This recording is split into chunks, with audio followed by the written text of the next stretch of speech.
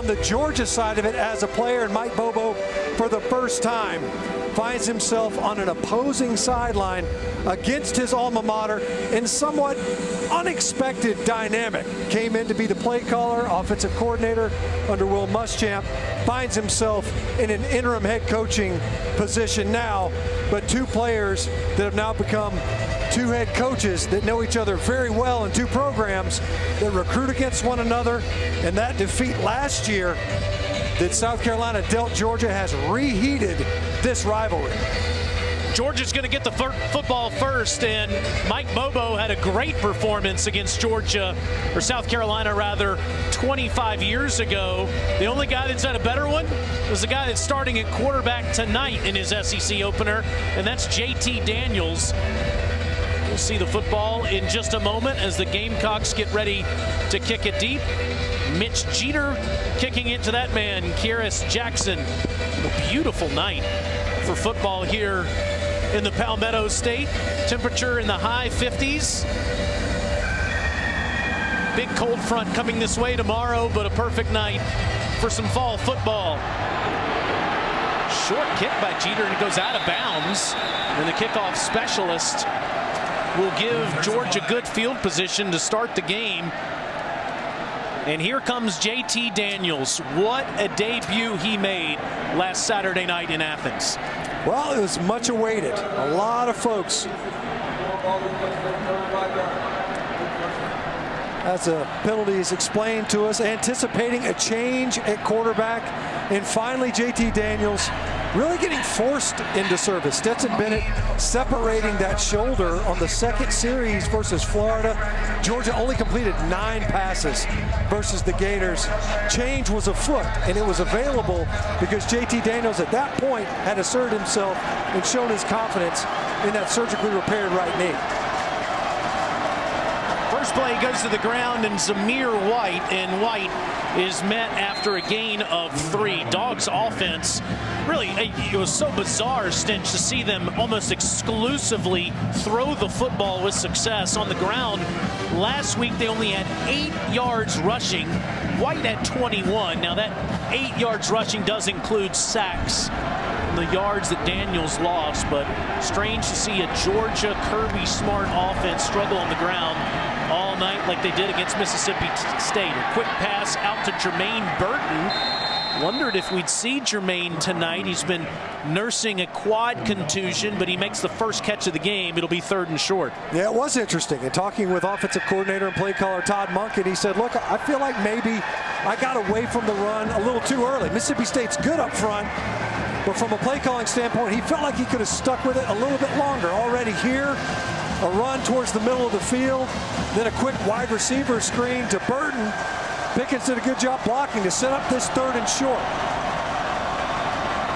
Straight ahead to White, easy first down past midfield. Let's take a look at Dr. Pepper Fansville giving fans the keys to the game. Well, already we've seen it. A couple of runs now from the Bulldogs. They got to get that going so that they can control the game.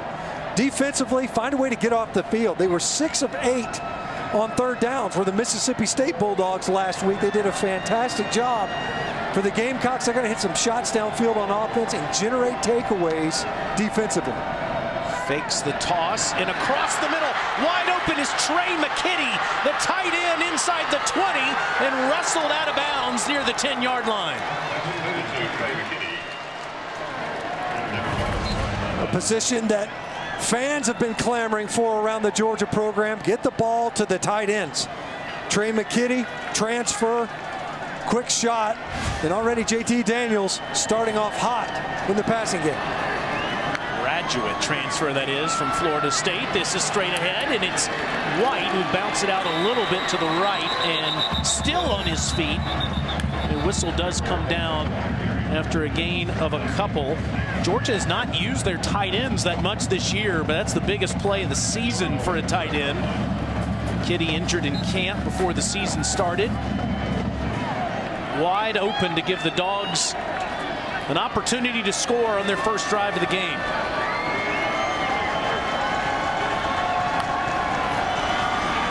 Daniels in zone one-on-one, and it's over the head of his intended target. He was looking for George Pickens. Pickens was on the receiving end of the first of 4 JT Daniels passes that were for touchdowns last week. They try to air it out there. Now a third down.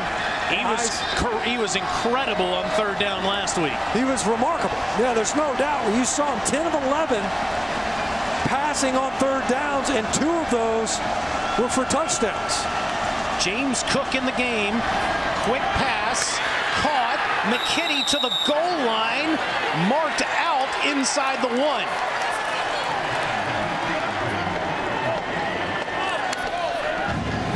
Jalen Foster pushed him out. You can see they were trying to get a little bit of a rub there, and looks to me like McKinney had that ball inside the pylon before he would have been out of bounds. As the runner was short of the goal line. The previous play is under further review. It's Alex Moore, tonight's referee, and you see Kirby Smart think he's in the end zone. Mitchell Wilkins, our replay official, will talk to Alex and take a look at whether the graduate transfer is in the end zone before Foster forces him out, and it sure looks like it right there. Yeah, that's a great look at it. Great camera work there. Clearly still in bounds. Nothing would have established him down. Out of bounds, that right hand comes down, but not before he switches the ball to his left hand and gets it inside that garnet-colored pylon.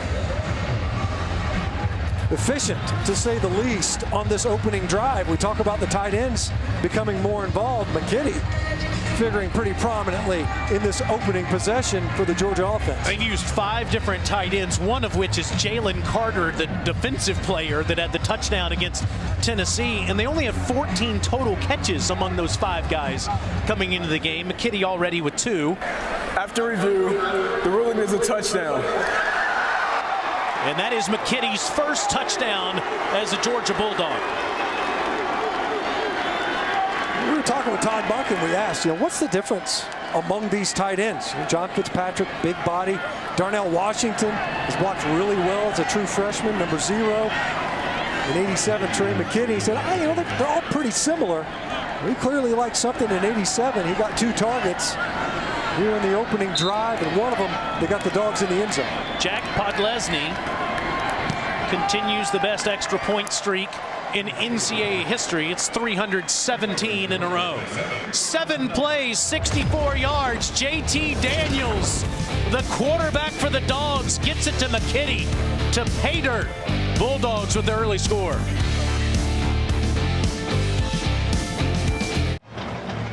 Trey McKinney with the big touchdown catch, diving to the end zone. It was really the 40-yard catch a couple plays before that set this up. Yeah, ran it off a play action, was able to sneak him behind the coverage. He's wide open over the middle.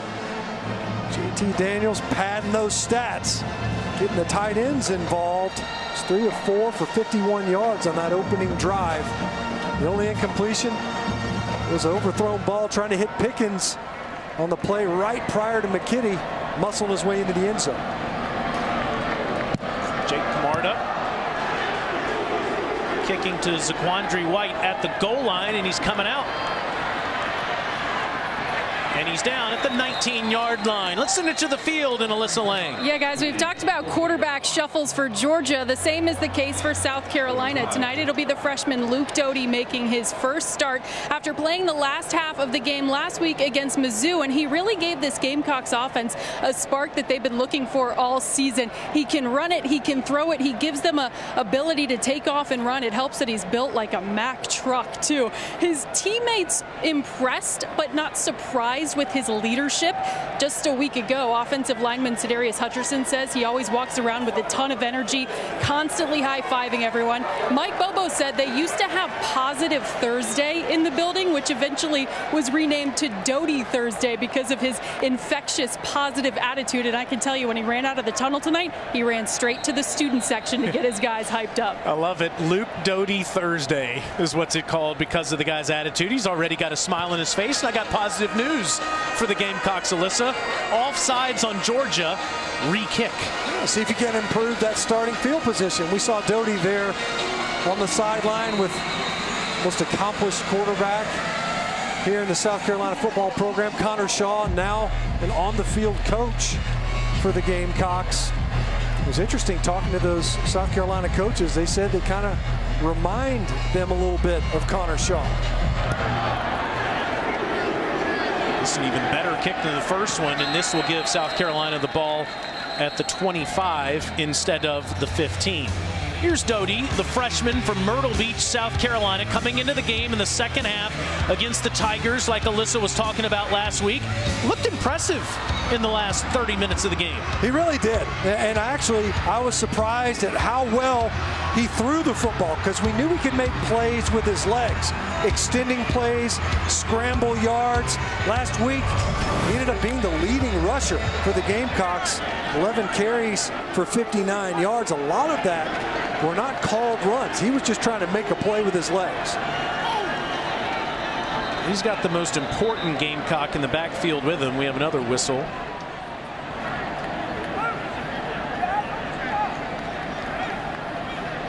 And there's Kevin Harris right next to the referee that we were talking about.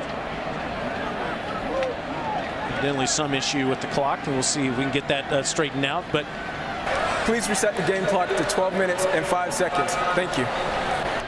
I got to tell you, Taylor, there was an incomplete pass on the opening drive for Georgia, and it looked like that clock kept running when it should have been. Probably lost 20-some-odd plus seconds with that clock still running, and just put on, what, another 12 seconds on the clock. I was saying most important Gamecock. There he is, Kevin Harris, and he's met immediately by Azeez Ojulari off of the edge. Harris has been one of the best tailbacks in the SEC this season, as he is second in the SEC with 109 yards per game. You know, other than Najee Harris, somewhat of his namesake, he's the best runner, has been the most productive in the conference this year. Loss of one on the first play, tries the right side, and he'll get a couple. Tackled by Christopher Smith. Dogs are down a couple of bodies on defense. Richard LeCount, Julian Rochester, they're still hurt, not playing in the game. And we don't see Jordan Davis out there yet. There is a chance that Jordan, the defensive tackle that was hurt hyperextending his elbow against Kentucky, could play tonight. He was warming up. 3rd and 7 for Doty. Ready to throw for the first time. Doesn't see anything downfield, and he takes the sack. It's a quick 3 and out for the Gamecocks. Jalen Carter making the tackle. A down and distance that South Carolina can't survive if they find themselves in these 3rd and long scenarios. Obvious that it would be outside of the comfort zone. Luke Doty, prior to the Missouri game, had only attempted 1 pass. It was versus Texas A&M, an incompletion. You could see him had that run option as he rolled to his left. The defense did a great job of collapsing around him. Kai Kroger's had a good season. Kicks it deep to the 25-yard line, and tripped up is Kearis Jackson. Flag does come in after a 48-yard punt. This could pin the Gamecocks back even further.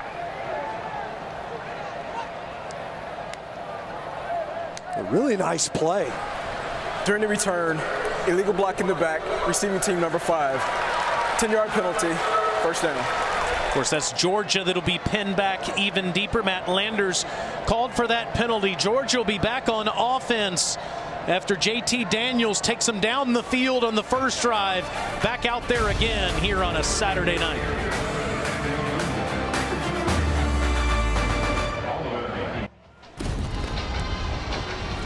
Dogs up 7-0. JT Daniels starting at quarterback, had an incredible high school career at legendary school Mater Dei, where he threw for 152 touchdowns. In fact, he didn't even play his senior year of high school. At 17 years old, he was a true freshman starter for the Trojans. But last year, he tore his ACL against Fresno State in the first game of the season. Then in May of this year, transferred to Georgia. Had to get that knee right. Made his debut last Saturday night against Mississippi State. 401 yards passing, 4 touchdowns. Dogs fans everywhere are saying, hallelujah, we found our quarterback. Yeah, well, it's a good thing they did, because that running game evaporated last week. They needed all 4 of those touchdowns to come away with a victory over Mississippi State. Straight ahead running for Zamir White. Wow. And look at that push from that Georgia offensive line. I think a lot of people, Stinch, were wondering how come they didn't see JT Daniels earlier than last weekend. But just remember, this is as Daniels hands off here to White and getting that big push. Remember that Daniels had that knee injury and then had to have a second surgery, and he wasn't under the supervision of USC or Georgia when he had that knee repaired. It was just kind of floating out there, and obviously it delayed his confidence in that repaired knee. James Cook on the handoff, first down run, and he's into Gamecocks territory, pushed out of bounds inside the 35-yard line. Well, first you get the push from Zamir White. He got about 5 yards just pushing that pile. This time, great job. Blockers out in front. Justin Schaefer, Ben Cleveland pulling from his left guard position. Right guard pulling out in front. And James Cook, Todd Monken talked about it. He's an athlete that's developing into a tailback. He's got great skills. He's learning to be a better runner. Showed his speed there on that carry. 44 yards for him on that play. Looks like some sort of confusion in the backfield, and the Gamecocks make them pay as Jalen Dickerson and Rodriguez Fitton come around the edge. Big loss. Well, South Carolina felt as if they could get some pressure. That time, you're running a heavy play action. And Justin Schaefer pulls from left guard, doesn't block anybody. Gets over there to the right side of the offensive front and allows Fitton to just slip his block and get upfield. As you mentioned, they also brought second-level pressure. It's a loss of 6 on the play. Daniels will try the right sideline, and that is caught by George Pickens. Incredible catch on a one-on-one ball over John Dixon. South Carolina's down some cornerbacks. A couple of guys opting out. JT Daniels throwing at John Dixon. And George Pickens, in his first game back last week, had 8 catches. Goes up. He's so competitive in the air. Great job of shielding the ball away from the defender with his body, high pointing it, and then fighting it all the way to the ground. Nobody can question his talent. This is Kenny McIntosh, and McIntosh will get maybe a yard. The defense, as you mentioned, Stench, is a mash unit. They've had all sorts of injuries and opt-outs to deal with, health issues that every team has gone through. You don't see Keir Thomas, Jabari Ellis, or J.J. Enigbari tonight out there on that defensive line. And you're talking about, of the 12 sacks, the negative yardage type plays, that's 9.5 of your best pass rushers. 9.5 sacks that aren't represented on the field today. Daniels throws again to Pickens, and George will get inside the 10, down near the 8, where he's tackled by Jalen Foster. He missed Pickens, the Kentucky and the Florida game back last week, and had a big one against Mississippi State. Well, Todd Monken talked about him. He's a really talented kid, the guy that they want to continue to develop more consistency. He said you can't just run go routes and hitches. Something that he's going to refine those routes better. Looked like, I thought Pickens picked up the yardage needed instead of 3rd and short. The give to White. White inside the 8, down near the 7, 1st and goal, Georgia. Missed opportunity that time for South Carolina, because Jabari Ellis was able to get upfield quickly, number 99, and make Zamir White kind of bubble that run, bend it away from the line of scrimmage briefly, and take it a little bit wider. White was able to get the yardage needed to get the conversion. Back to White. White goes right at that front, and like you said, Ellis is in there tonight, but the pass rushers are not. Thomas and Enigbari are not in the game tonight, and you combine that with the injuries and the opt-outs they've had in the secondary, and now we have another, and that is Ellis. Yeah, I mean, a guy that, they've already moved over guys. Jordan Rhodes, we'll probably see him tonight some. Number 76, former offensive lineman. He's going to play defensive line today. And You know, when you look at it, it's one of those issues where, especially versus a physical front, you can't afford to come in short-handed. Jabari Ellis, a guy that was one of the names that popped up repeatedly in talking with the coaches. You see, big body, 285 pounds. Might have got rolled up a little bit on the inside run. They just can't afford to lose any bodies along that front in this game. Well, you're talking about Rhodes having to go to the defensive side of the ball. Zaquandre White, who's a tailback, who's been going back and forth from running back to linebacker the last couple of years. He's had to switch back for Coach Bobo and Travaris Robinson's defense. 2nd and goal, Georgia. From the 6-yard line, James Cook is back in the game. And this a toss to Cook. Easy around the left side. Touchdown.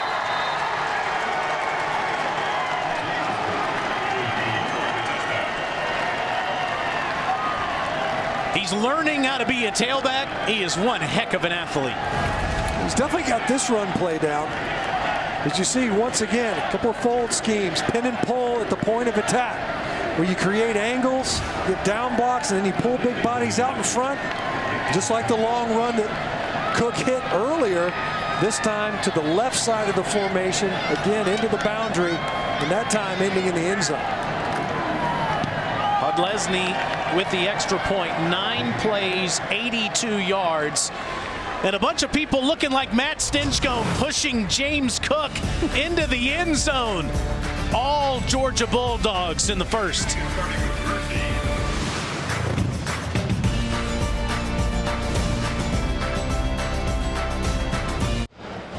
You know, James Cook may not possess the stats of a big-time college tailback, but he possesses all of the talents that you need at the next level these days. Being able to catch a ball out of the backfield and run it when you need to as well. 14-0 Georgia here in the early going. Yeah, you know, Todd Monken said when he was with the Bucks, they looked really hard at his older brother, Dalvin Cook. So he thinks James Cook has more skills than him, just not as good of a runner. Well, South Carolina's had a lot of opt-outs so far this season, but not from Sedarius Hutcherson. When the offensive lineman was asked this week about staying here, here's what he said. It just wouldn't be right for me to leave. And at the end of the day, I'm finishing out. I was raised that way. My mom and dad always raised me to finish anything that I started.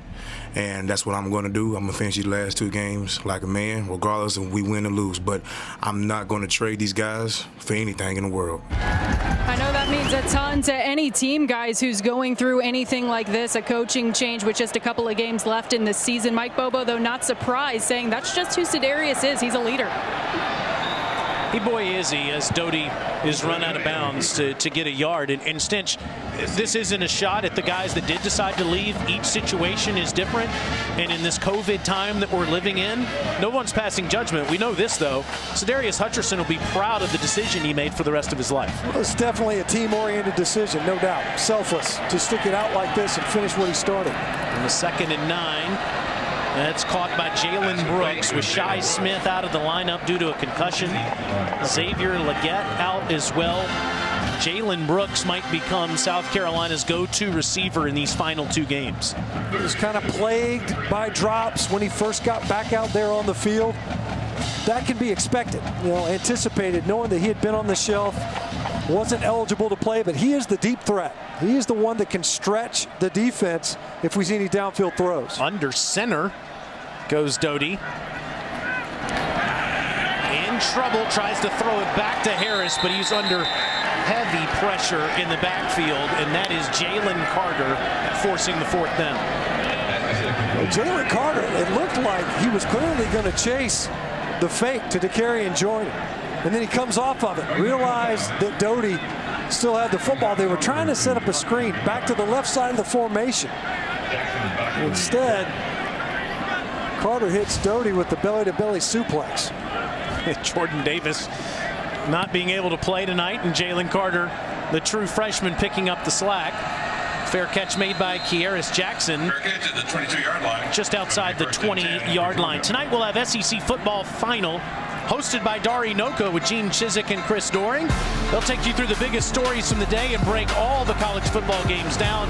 It's at 10:30 Eastern right here on the SEC Network and the ESPN app. Is Doring really going to make it back for that tonight after calling the Gators and the Kentucky Wildcats today? How versatile is Chris Doring? Ah, man. I'll tell you what.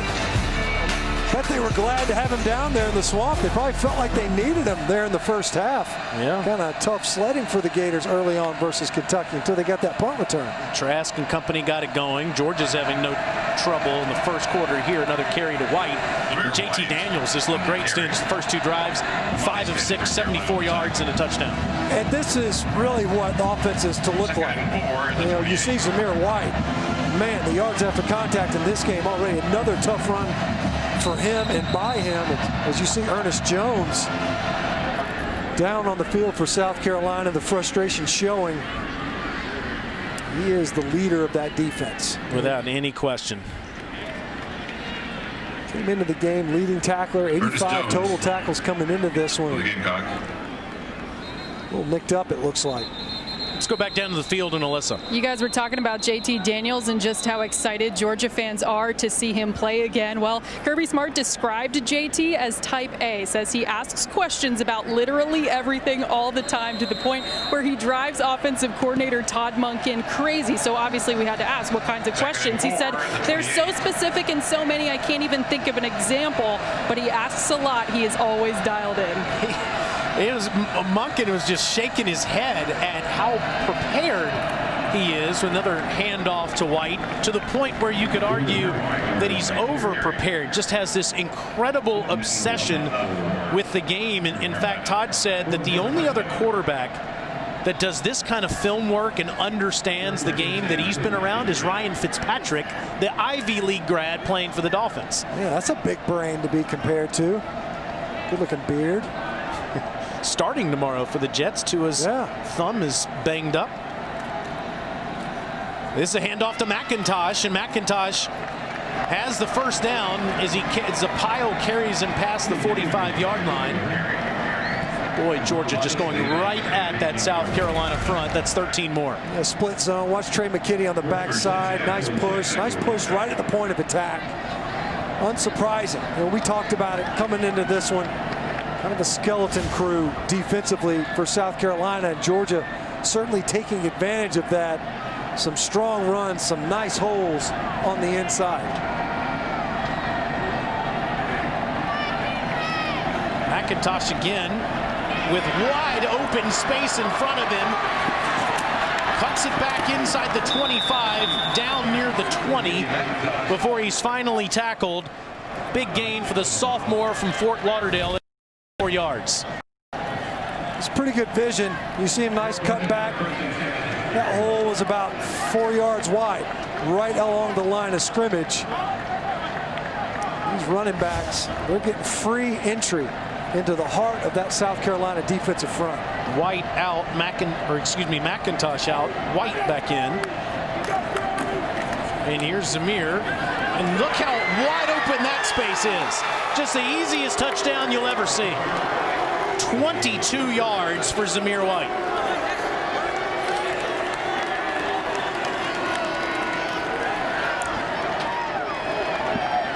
Nice backside cut on another zone run. Really nice push along the front. Watch him see it on the backside. See the backside hole open up. Jamari Salyer did a great job getting up. JT Daniels knows it. They didn't run the football well last week versus Mississippi State. They're going to do so tonight.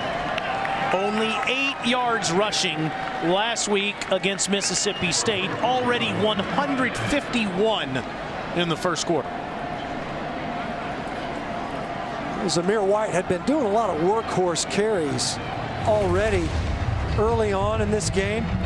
And it felt like what he's going to do is just going to wind this run back. You see the zone. All those offensive linemen are going to step to their right. Watch him wind it back. Good job by Salyer getting up on the second level, covering up linebackers.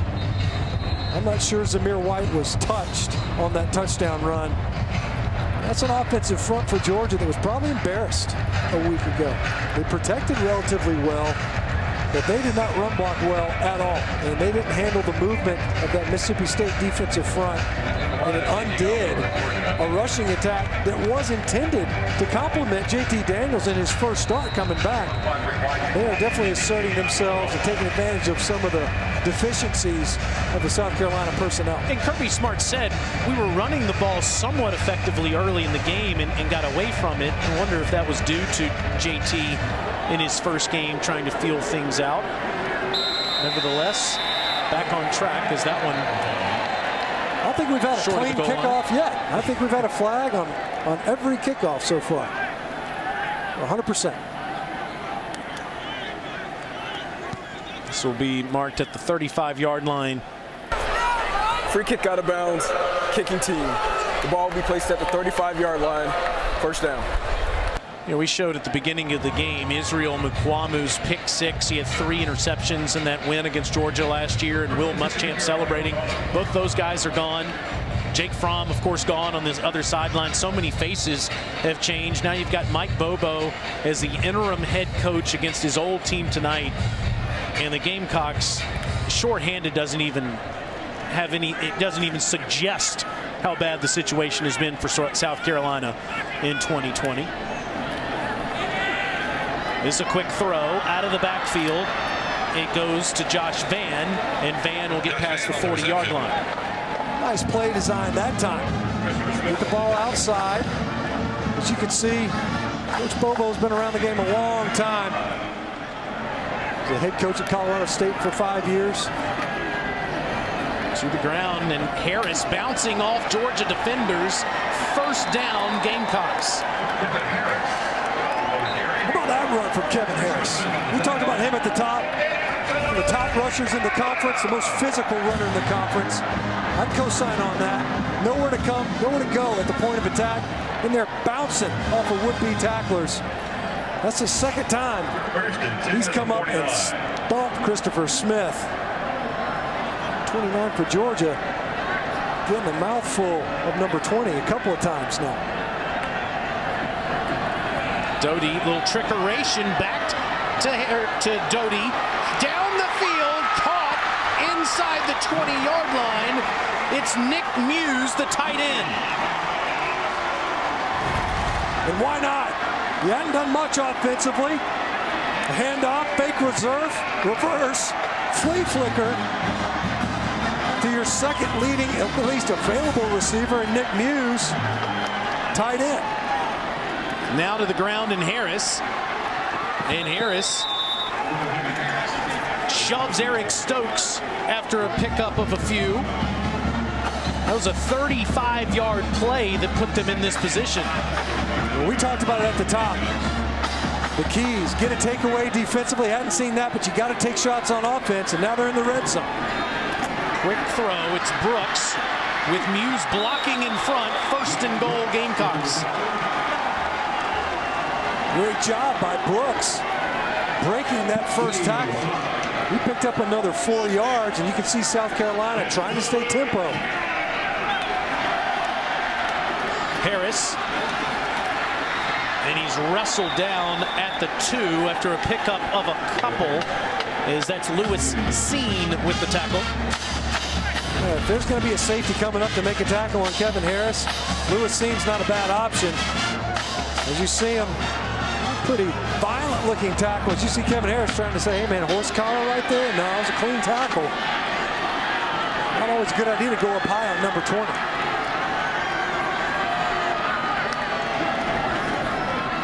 Doty keeps it himself. Try the edge to the pylon. Marked out short of the goal line. Dangerous there at the end of the run as Monty Rice was able to race Doty to that corner of the end zone in the pylon as the quarter expires. What an answer in this drive offensively for South Carolina. Short of the goal line. That is the end of the first quarter. We'll see if they take another look at this. Kirby Smart's offense was fantastic in the first frame, gashing South Carolina play-by-play down the field. The Gamecocks are on the doorstep at the end of one here at Williams-Brice Stadium. Luke Doty trying to give the Gamecocks some points.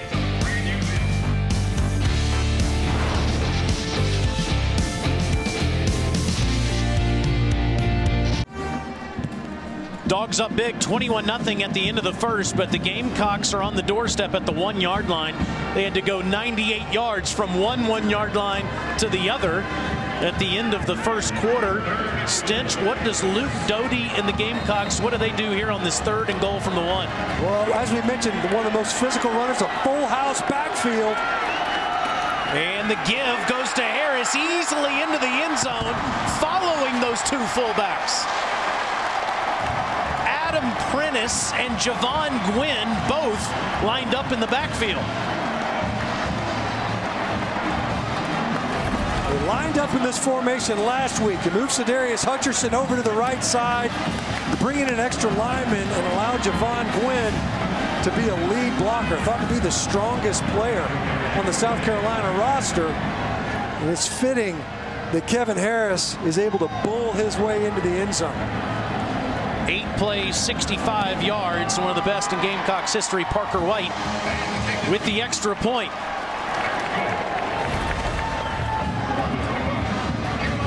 Look at the point, really well blocked. Kevin Harris could have walked into the end zone. You see Nazir Stackhouse in there for Georgia. Georgia down a couple of D linemen. Jordan Davis unlikely to play in this game, and this Kevin Harris kid, boy, has he been impressive. He started the season early, 88-yard run versus Vanderbilt, showing the speed that he has. But he's been pretty physical early on in this game. Kirby Smart says he's the best downfield runner in the Southeastern Conference. Certainly has had a terrific season in what has been a dark spot in 2020 for South Carolina with only the 2 wins. It's not fair to give your old buddy Mike Bobo that much time to call up a play, though. I'll tell you what, that was an impressive drive, an important drive. You know, your defense just got run right through. How do you answer? You only had 11 yards of offense before that drive. That was an impressive, creative play calling. And Luke Doty did a good job, 4 or 5, 55 yards to get him on the doorstep. Jeter again kicks it out of bounds. That's the 3rd one we've had. 2 for South Carolina and 1 for Georgia so far in this game. Maybe over the Thanksgiving break, did they narrow the field or something? Free kick out of bounds, kicking team. The ball will be placed at the 35-yard line, 1st down. It's all the dressing, Stench. It just gets to your head, makes you kick sideways, I guess. I'll tell you what, check out the women's soccer team.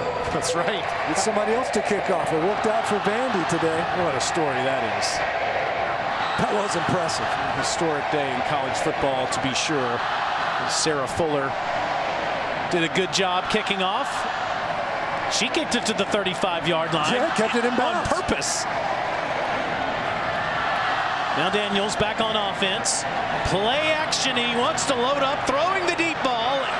Underthrows Jermaine Burton, who was wide open. We saw that a couple of times, even last week. As many deep shots as Georgia hit, a couple of underthrows. You see Burton, he's running open, and he was kind of checking up on his route because he could tell that ball was going to be a little bit behind him. JT Daniels just didn't get enough on that throw. Otherwise, Burton makes it to the end zone if he hits it in stride. 2nd and 10. And the handoff goes to Cook, and he's straight ahead with a big hole. It'll be 3rd and short for Kirby Smart's offense. An injured Bulldog down there, Jamari Sawyer. Kirby, with the 2 losses, has reminded Bulldogs fans how much they have played for in the 5 years he's been the head coach. And I know the big issue this year has been quarterback play. He said we needed to get JT Daniels under our care. The guy didn't arrive on campus until August. Had to see him practice a bit before he could really know what kind of quarterback he had. We'll talk more about Daniels in just a moment as they check on Sawyer. Timeout on the field. Jamari Sawyer off of the field. Xavier Truss coming in at left tackle for Kirby Smart on offense on this 3rd and 4 for Georgia. His quarterback, JT Daniels, has been outstanding on 3rd downs in his first 2 games. He's 3 of 3 tonight. Has to get to the 45-yard line. Alert the back out of the backfield. You got James Cook in there as well. Daniels with all kinds of time. Takes too much time and finally is sacked by Zach Pickens. That's a bad play by JT Daniels. Not only do you flush right into this rush, Warren McClendon, the pocket is not, you don't have to escape right there. And you actually had James Cook get rid of the football.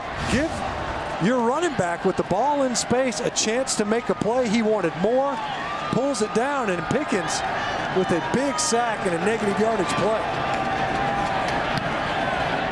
Jake Camarda with a booming punt. He's only had 2 returned all season because he puts them so high in the sky, and he does it again there. It's a 50-yard punt with no return. This season, for every field goal and extra point made by participating universities, Allstate will make a contribution to the university's General Scholarship Fund. Thank you, Allstate. How can South Carolina's offense maintain that momentum? They did a great job on 1st downs that last drive. Setting themselves up, staying ahead of the down and distance, setting themselves up with 2nd and 5 so that they could maintain that momentum on the heels of a big defensive stop. Kevin Harris comes back after the touchdown run. Standing next to Doty and takes the handoff. And he's tackled after a couple. It'll be 2nd down. Stinch, how would you describe Mike Bobo as a play caller, a guy that was the Georgia quarterback for 4 years, an offensive coordinator there forever, and now the head coach and play caller for the Gamecocks? Well, you know, a lot of plays lead to other plays. You'll see a fake off of a play that hit earlier or a play that didn't hit. They'll run a fake Q counter and run a sweep opposite. Everything stacks up and adds up to something else. Fake to Harris. Doty steps up, throws a one-on-one ball to Muse, and here comes the flag. That's Lewis Seen. Kirby Smart doesn't like it. They ran heavy play action, and Javon Gwynn got all tripped up. Pass interference, defense number 16. 15-yard penalty from the previous spot with an automatic 1st down. So you got a matchup with Nick Muse covered by a safety. I don't see PI there. That looks like a well-played ball in the air by Seen.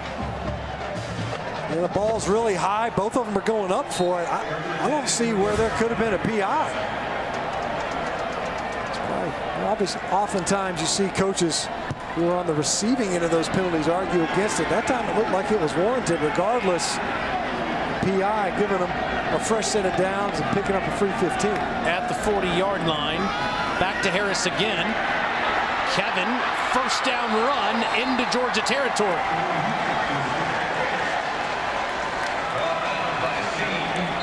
That's one of their best run concepts.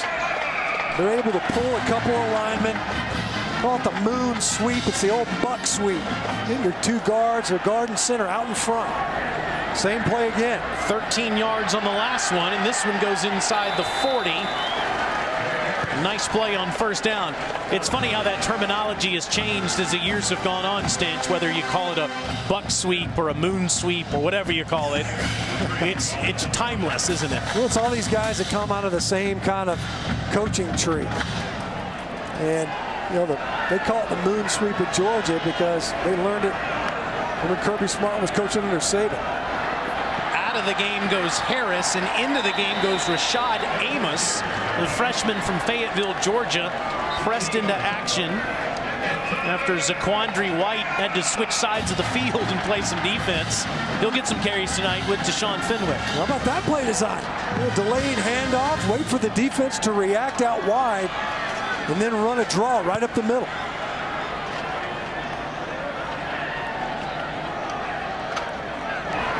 down to the Georgia 35-yard line. Amos still in the game, and it's a design quarterback run for Doty, and he's tripped up in the backfield as Zion Logue and Malik Herring got an arm on him. You know, Kirby Smart was saying, going from playing Mississippi State to South Carolina, conceptually on offense is as big a transition as you can make in college football from one week to the next. Yeah, I mean, you got one team that almost never runs the football, throws it almost exclusively, and then of course Coach Bobo, he's got to run. You'll see a tight end, you'll see I formations, which is something that I'm sure a lot of these defensive players for Georgia, they might not have ever seen an I formation. Now we see another whistle. False start, offense number 5.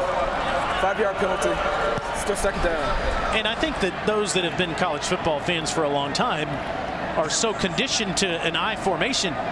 Since you don't almost ever see huddles and quarterbacks under center. And on the touchdown run, we saw a fullback. Yeah, isn't that something? I mean, that's a legal formation. There's sometimes we saw 2 fullbacks, right? A full house backfield even. It's just something that forces defense to play left-handed. They're not built for those types of personnel groupings anymore. Then you add in a running quarterback. 2nd and 15 now. Doty underneath, wise throw to Harris. Gets something out of nothing past the original line of scrimmage. Tackled by Rice. We talk about Kevin Harris as a runner, but as a receiver as well, probably unheralded. Came into this game with 16 receptions, something that's part of Mike Bobo's offensive philosophy. Those running back positions, not just a ball carrier. You're going to be a receiver out of the backfield. 3rd and long. We've already seen there, Doty narrowly getting that football off. Georgia, the best team at pressuring the passer in the Southeastern Conference, and this is an obvious passing down. Underneath, Harris, breaking tackles, first down. Well, there it is. It was meet me at the quarterback for the Georgia defense. Doty stands in, checks it down to his back. Poor tackling.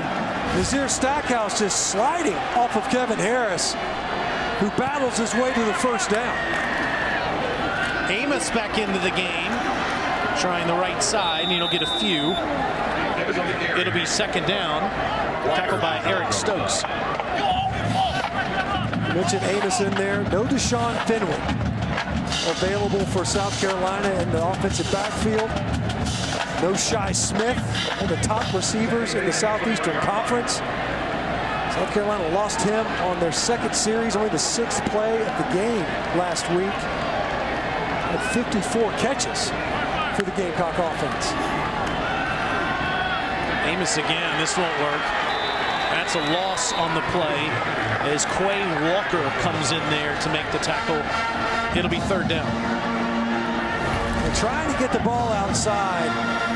The Georgia defensive front, they don't cede any ground and allows Quay Walker to run untouched. It's almost like a ball carrier. He's able to get into that offensive backfield. Nobody impeding his progress to get to the ball carrier. Well, South Carolina is going to be a run-first team, but as you said, this is another obvious passing down, another underneath throw, and it's incomplete into traffic looking for Josh Vann. It's 4th down. Could have had a chance on that one, and Doty was high with the ball. Trying to get the ball to Vann on a tunnel screen.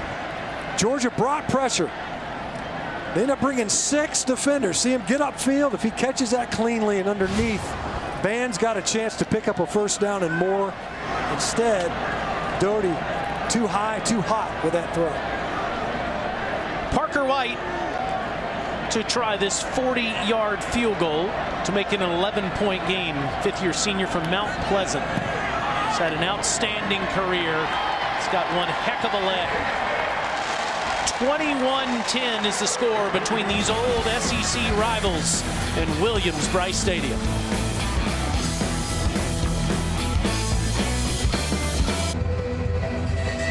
.21-10, the new score between these old rivals. It even predates them both being in the same conference. 40 years ago was one of the best moments in it. Today, you'll see two of the top running backs in the country, George Rogers, South Carolina, and Herschel Walker, Georgia. And they run a track with Herschel Walker. Got a hole by 35, 40, 45, 50. There goes Herschel. There goes Herschel. Man, did he turn it on when he had to. Herschel had the best day. Rogers won the Heisman Trophy. Herschel and the Dogs won the game and the national championship. You see George's numbers, over 5,200 total rushing yards in his 4 terrific years for the Gamecocks. And we got Munson and Keith Jackson in the same That's call. amazing. Yeah. Unbelievable. Yeah, 2 Heisman Trophy winning tailbacks, the 2 Hall of Fame broadcasters. This is Jackson coming out. Wise decision past the 30-yard line. Usually those don't pay off. This one does, as he gets all the way up near the 35. Jackson and the Bulldogs have had one of the best kickoff teams in college football this year in terms of return yardage. Jackson, not just as a return man, kind of paced that wide receiver core for Georgia. It took some time to get Jermaine Burton as a true freshman kind of up on his skis in this offense. They moved Jackson into the slot. Obviously, George Pickens missing a couple of games, slowed things down. Here's Jackson, the 31 catches coming into the night. He had been the main contributor in the passing game. McIntosh, no place to go, somehow gets something out of nothing. Alyssa, I see Jamari Sawyer back out there.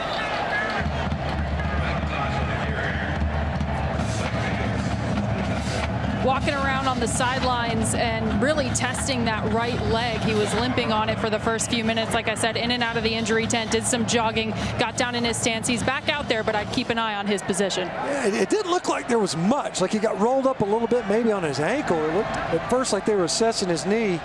Good to see him back out on the football field. Nice pickup of 6 yards by McIntosh on that play. Now it's Zamir White, and just look at that hole. By the time he has the football, there's already a wide open space in front of him. That's a 10-yard gain. Just a huge hole here. Left side of the offensive front behind Salyer. Look at him cover up. Does a great job of climbing. Muhammad Kaba in there at linebacker. They're short-handed at linebacker as well as South Carolina. True freshman. And when you get untouched all the way up to the safety, Jamie Robinson making business decisions to tackle Zamir White. Once again, White getting inside the 45, down to the 44. There's no question that if Georgia's going to be successful, not just this season, but into the future, that their ground game must be great, combined with a terrific quarterback. Zamir White, James Cook, and Kenny McIntosh, all underclassmen, though Cook is a junior and Zamir White is a redshirt sophomore. And they've needed to be better. Needed to be better on first and second down coming into tonight. Averaged the longest distance to go on third downs was 7.5 of any team in the conference. White out, McIntosh in, and tackled immediately by Kaba. No gain, third down. That time Kaba does a great job getting outside. See once again, pulling lineman, Trey Hill, Jamari Salyer. Trey Hill doesn't get all the way outside. Kind of lays a hand on Kaba, otherwise untouched. No gain. They set up this 3rd and 5.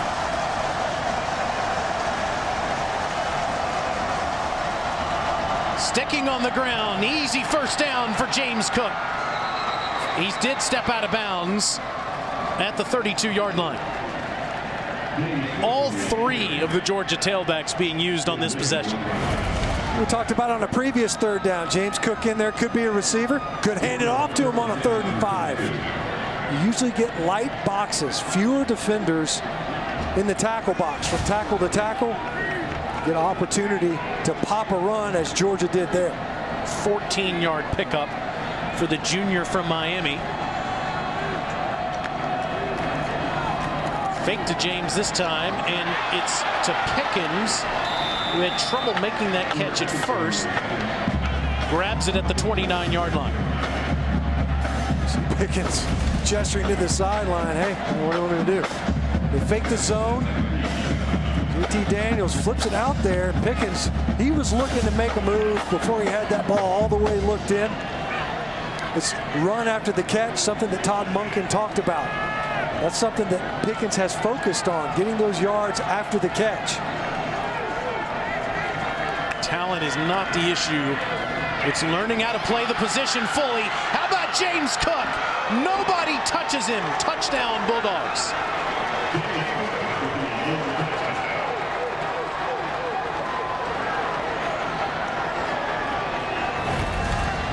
I don't know that James Cook has to deviate at all. He runs right down the hash. There's just nobody there. It's a great job along the line of scrimmage repeatedly. The Georgia front creating enormous holes for these running backs to run through. 29-yard run to the end zone.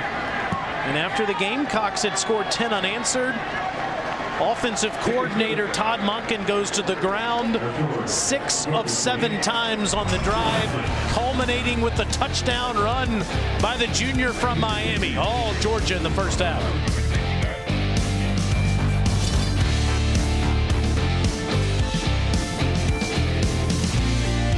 Bulldogs only had 8 rushing yards last week in the victory over Mississippi State. They have 208 in the first half against South Carolina tonight. James Cook is near the 100-yard mark and has 2 touchdowns. It's been quite a night for Cook. 5 touches for 90 yards, a couple touchdowns, explosive runs. And as good as the backs have looked, credit that offensive front because they have created enormous holes all night long. Gamecocks will start at the 25-yard line. How wide open was this hole here? You know, they're just doing such a good job. Watch the backside. They're just going to work hats on hats. And you watch these defenders at the second level, they're just getting covered up. You see right here, late leak on the linebackers. Linebackers are covered. The defensive linemen are getting displaced. And the running backs are just running full head of steam. You're not seeing guys having to throw any moves in the backfield. It's just run the football, bang your head on the goalpost. Well, last 2 drives South Carolina's had in an offense have resulted in points. See if Mike Bobo, Kevin Harris, and Luke Doty can do it again. Going to the ground for 4 more. Aided a little bit by that pass interference on the previous drive, but regardless, 11 plays, 57 yards, results in that field goal, and it was set up because of efficient plays on first down, just like the one they got from Kevin Harris on that opening run. Doty throws a little quick pass to the sideline, and it's caught by Jakari Caldwell, just short of the first down. It'll be 3rd and 1. Jakari Caldwell, another guy, true freshman, pressed into service. Wearing Brian Edwards, record-setting receiver, his number. What a career he had. Doty hands it to Harris, and Harris looks like he's short. He is half a yard short. It's 4th down. Now, I know that Coach Bobo wants to be aggressive tonight. It's 28-10. South Carolina only has 2 wins on the season, and he said, we're going to go for it a bunch tonight. Does he do it in the first half with half a yard to go on his own 34-yard line? When we're talking with Kirby Smart, we're saying, what's it like coaching opposite a situation like this? Coaches enter an interim status. We're saying, look, you know, what do we got to lose? We rolled the dice here. You're at 4th and what? Not even a foot. We didn't see him come out and measure. He's going to call timeout and think about it here. We'll see what he decides in just a moment.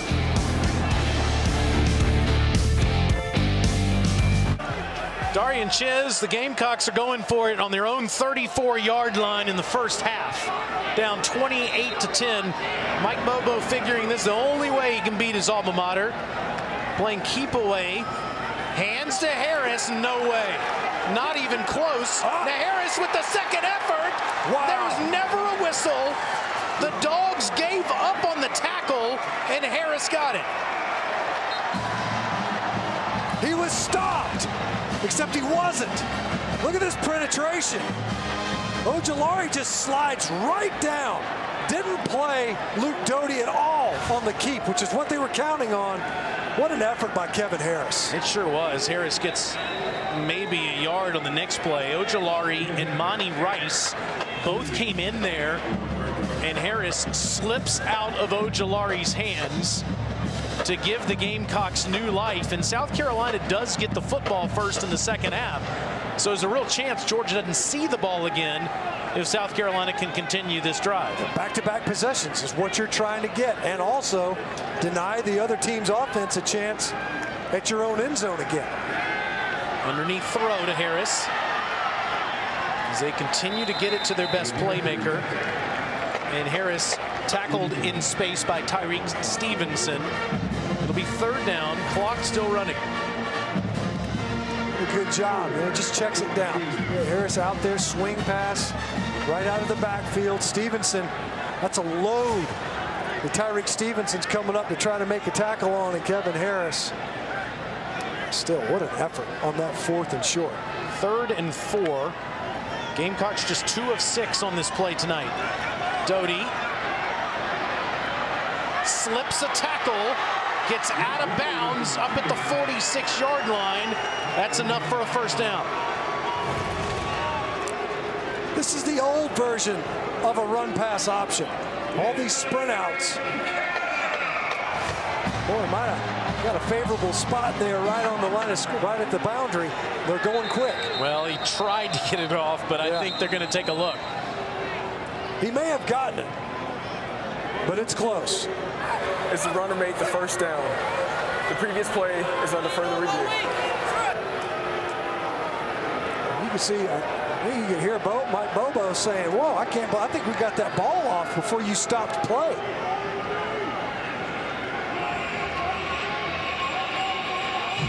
Now, I got to tell you, it did. It looked almost like South Carolina got this next play off, but you see Doty, watch him tightrope down the boundary. Extended the ball. I don't know that he did. It looks like he kept it tight in his right arm. He's got it high and tight there. Kind of loose there for a moment. It's tough to tell. I don't know that you got enough.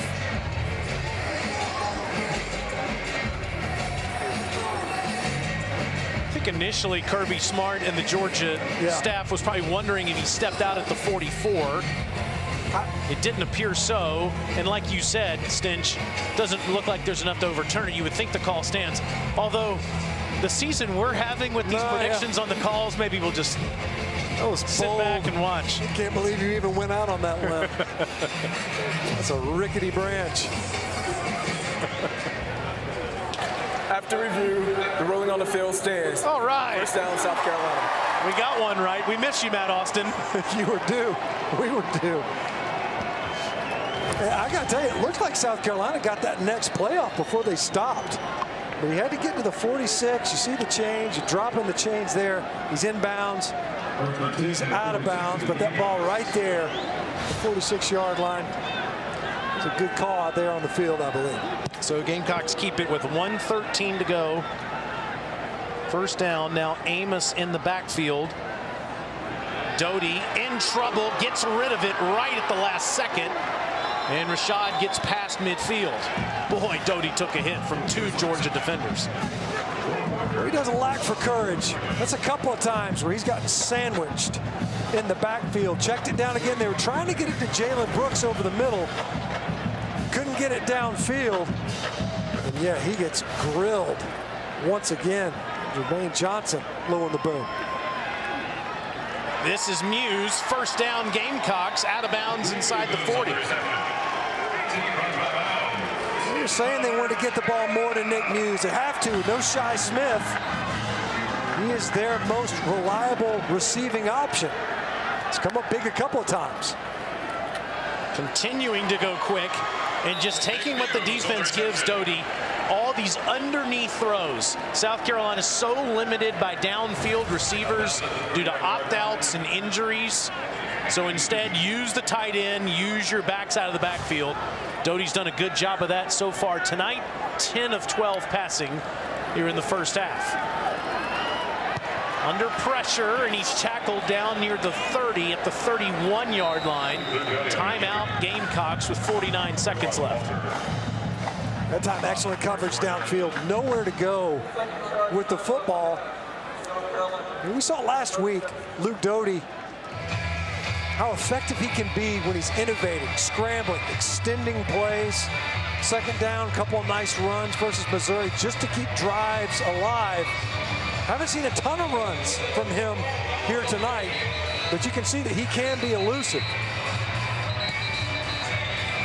Marty Smith and Ryan McGee are good friends. Have some fun and talk everything SEC Wednesday at 2 Eastern right here on the SEC Network and the ESPN app. A little afternoon special from Marty and McGee this Wednesday. Luke Doty's looking pretty good out there tonight, Alyssa. It's about some of those challenges that Georgia has, certainly defensively, preparing for Mississippi State one week, then South Carolina the next week. Not a lot of sample size from Luke Doty, just that second half against Missouri. Kirby Smart said they had to pull his high school tape to prepare for him. From the 31-yard line on 3rd and 2, he's going to be tackled short of the line to gain. He was trying to take it himself, but gets tackled by Nolan Smith. I'm surprised the flag didn't come out right there. Well, one of two things happened, because South Carolina moved early along the offensive front, but only after Georgia did this defensive line shift, something that they always do. But there was definitely movement before the snap. And South Carolina waited until there was 30 seconds left to call that final timeout. Let's look again at what you're talking about here. Well, I mean, there's no question that there's movement early. And a lot of times, what that's elicited is caused by that shift along the defensive front. Georgia does it a lot. They get a lot of teams to jump, but there's no question that there was early movement. No flag came out. It's a little surprising that Coach Bobo called that timeout with 30 seconds left. I thought he might let the clock run down to attempt a last-second field goal here. Instead calls timeout and appears he'll keep the offense on the field and still try to see if he can get a chance to get 6 points instead of 3. Of course, you run the risk of getting nothing if you don't get the first down here. Exactly, but makes more sense why he would have called the timeout earlier. If you're thinking you're going to just try to knock one through the uprights, instead he wants to have multiple cracks at the end zone. And now Georgia will call timeout. First charge time of the half, Georgia. 30 seconds. Down to the field for our favorite promo of the night. Is that thinking out loud? It Yes, sure is. I think it is. Guys, Monday nights, I know you're always DVRing it if you're not watching it live. 7 o'clock Eastern time on the SEC Network. Join me, Richard Johnson, Brandon Boykin, and Spencer Hall. It's an hour of nothing but SEC talk. Yeah, we take you outside the conference a little bit. Got to catch up on college football playoff talk, but it's the most fun hour easily of your entire Monday through Friday. Come hang out with us. You won't regret it. I don't know if Stinch can telly crossing out the loud and right in Lang, thinking out Lang. Monday nights at 7 Eastern time. Of course we're watching. You're usually texting us, Alyssa, while the show's going on. Alyssa has more TV shows than anybody in the company now. She's got 2 of them. Darn right. They're highly rated, too. That's right. That's absolutely. Let's see if they go back to Kevin Harris. It was a second effort last time on a 4th and short by number 20. And now a false start. Ooh, that's big. False start, offense, number 89. 5-yard penalty, still 4th down. That's the second time a South Carolina receiver has gotten a procedure penalty. Before it was DeCarrion Joyner that was early, and now Jakari Caldwell. You have to wonder what the play call was. I almost think they might have been thinking to take a shot. Otherwise, there's no reason as a receiver, if you're going to hand the ball off and run it right up the middle, why you would need an early start. Now, Parker White's got plenty of leg to get it there, but this would be a career long. 53 yards. And he hooked it too much.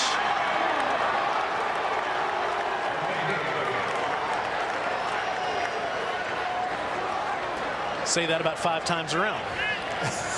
That's right. Man, what a huge penalty. You take the timeout early, as you mentioned, thinking you want to extend the drive. I got to think that South Carolina had a shot play called right there. Because you're 4th and short, you're all geared up.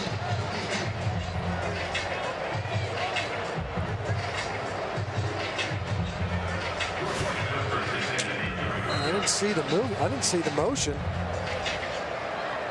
I had 7 up on the line, it appeared. Well, 25 seconds to go. Georgia does have 2 timeouts, and they're throwing the football. Burton, first down, up past the 45 to the 46 with 17 seconds left. Burton with a career day last week versus Mississippi State. 8 catches, exploded really in that football game. Almost 200 receiving yards, a couple of touchdowns. Georgia does use their 2nd timeout. Yeah, he was the SEC Freshman of the Week last week with that performance. Well, he was a guy that Todd Monken and the coaching staff, we were all saying, look, the guy's too good of an athlete. His body control is what really stood out. We got to find a way to get him on the field, start moving guys around. That's how Kearis Jackson ends up in the slot. And that kind of bumped back Demetrius Robertson to 2nd string. You know you're going to have George Pickens out wide. They had to find a way to make room for their true freshman in Jermaine Burton. Podlesny's got a big leg. He kicked a 51-yarder against Tennessee, so he need just about 20 yards to get in his range. With 1 timeout in 17 seconds. Daniels to the sideline, and that's caught down at the 30-yard line. Oh, it's picked off now.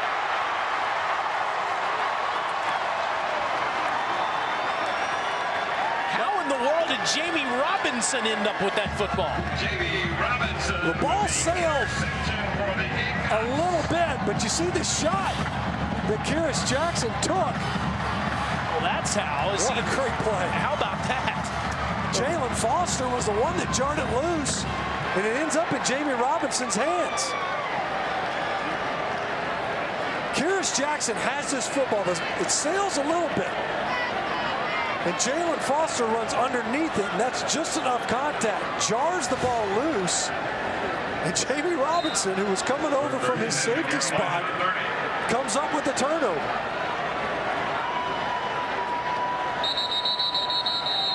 Sure, they're going to take another look at, well, no.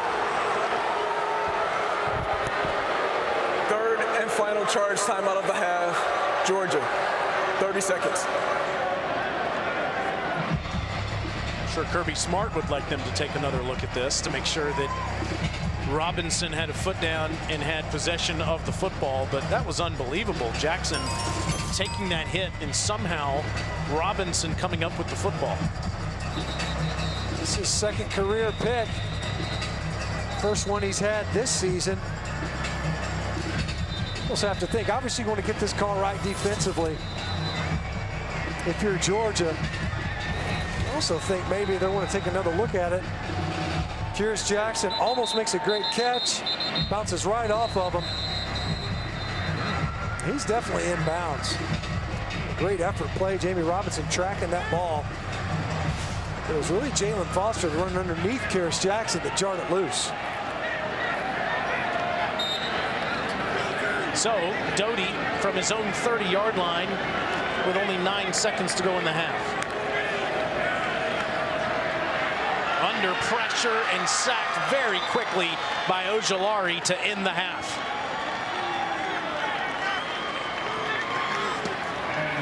So Azeez Ojulari with 5.5 sacks now on the season to end the first half as Georgia takes a 28-10 break into the locker room.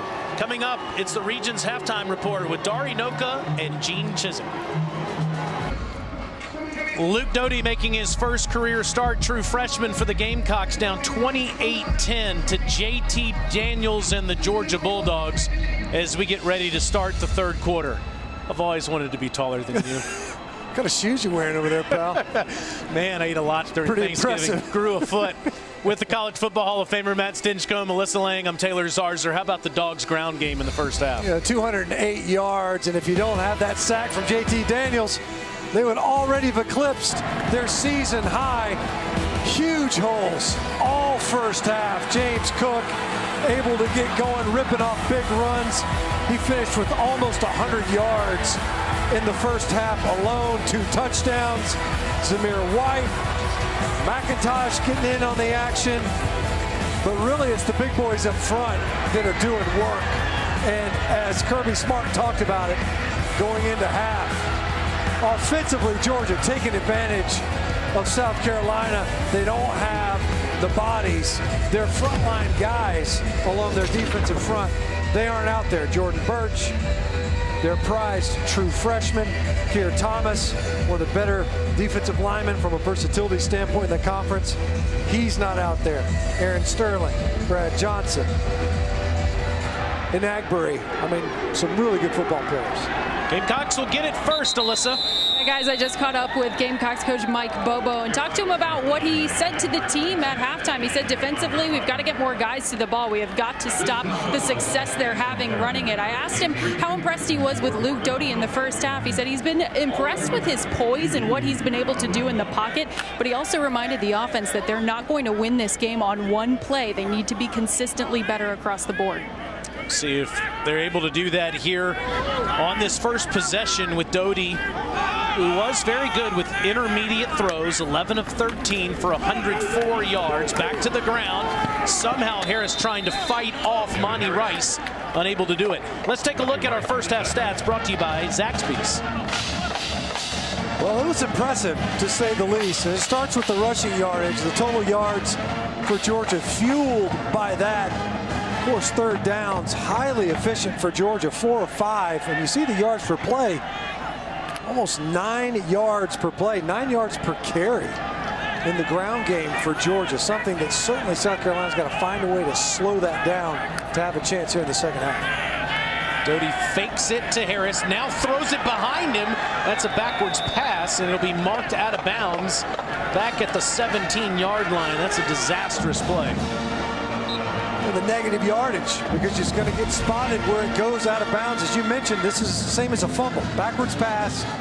He's trying to get this ball out late. He had success doing this versus Missouri as he's being tackled. A couple of times was able to deliver completions downfield. That time, the backwards pass and negative yardage play, 3rd and forever. A horrible way to open up this possession here in the second half. 3rd and 18 for an offense that really doesn't like to throw the football much, and there's no place to go as Jermaine Johnson gets the sack.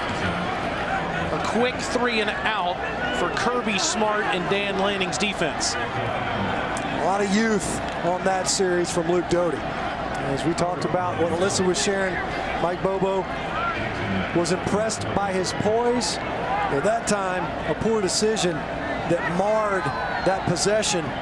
And Georgia with a chance to get the ball near midfield. Ty Kroger, in fact, is standing in his own end zone. Kearis Jackson, after a great punt, will take it near the 35. He's got daylight. Watch out here. He's got Kroger to beat. Cuts it back, and Kroger saves the touchdown inside the 15.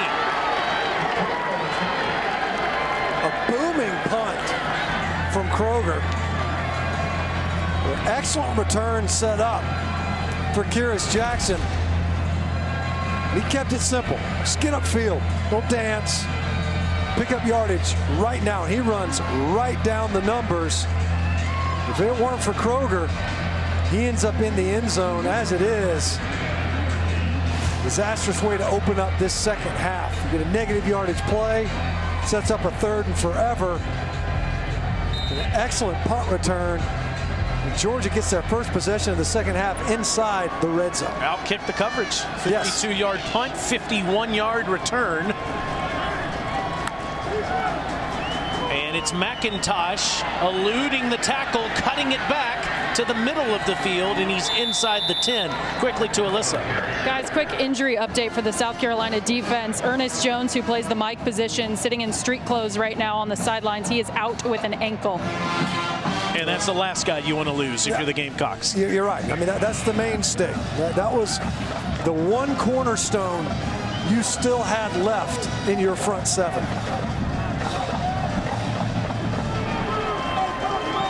McIntosh out, White in.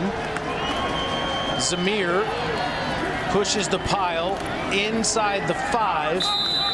Finally whistled down near the 3. And that's 1st and goal. And Kirby Smart talked about it going in at halftime. You know, it makes sense to keep testing the middle of that defense.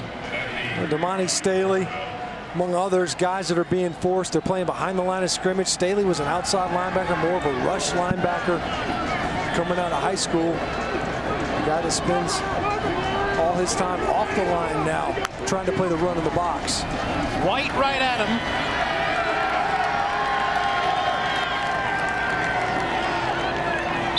Touchdown. They waited to see where the pile was, and it was clear. It's another Zamir White score. Georgia with its most rushing yards of the season, eclipsing the total they had at Kentucky, and they do it with 11:38 to go in the 3rd quarter. It's just inside zone. And you see the push repeatedly. We've hit it. MJ Webb was finally able to try to get on top of Zamir White, but not before he'd gotten enough momentum going downhill to get in the end zone.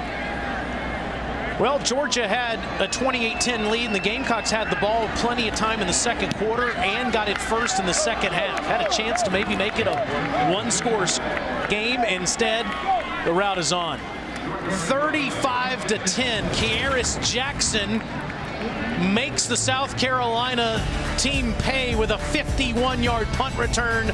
Zamir White in the end zone.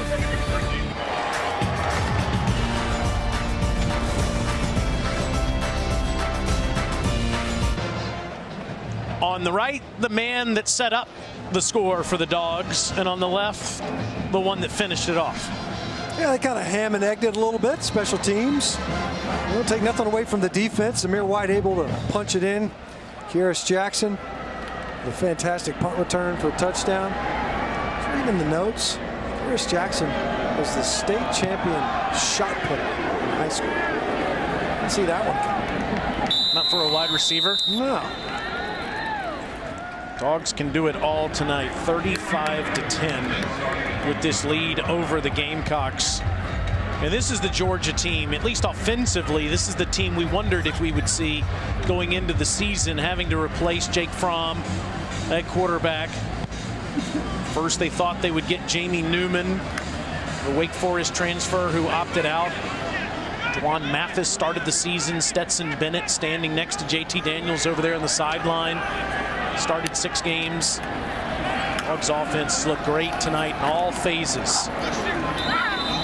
Hitting Kevin Harris hard on defense as well as Lewis Seen comes up to make the tackle. And the Georgia defense the last couple of weeks has needed to pick up the slack. Granted, Richard LeCount, Julian Rochester, and Jordan Davis are all out. Yeah, they're down numbers. There's no doubt. Certainly, though, not to their standard from a yardage seeded standpoint, especially last week on the 3rd downs. Harris, gosh, he runs hard and makes another man miss, as he could have been tackled after a minimal gain. Christopher Smith had a hand on him, but Harris so hard to bring down. 9-yard pickup. Christopher Smith's going to be sick at number 20. You've seen it over and over again. It's actually Quay Walker. Yeah, coming up there. That's a linebacker, you know, big body. Play after play, they go to Kevin Harris. And Mike Bobo said going in, at such a disadvantage given the injuries that South Carolina has at wide receiver, that they were going to have to utilize Luke Doty's athletic ability and feed one of the best tailbacks in the game, throwing it to him and handing it to him. Yeah, and I got to tell you, I mean, it's largely been Kevin Harris. I'm surprised at how little Q run game, quarterback run game that we've seen in this game. Kevin Harris has done an excellent job as a receiver as well. Doty wants to throw it downfield, but will keep it himself after a gain of 4. Forced out by Nakobe Dean. First time we've called Nakobe Dean's number here tonight. The better linebackers in the conference. It's been a tackling machine the last 3 weeks with 41 tackles the last 3 games.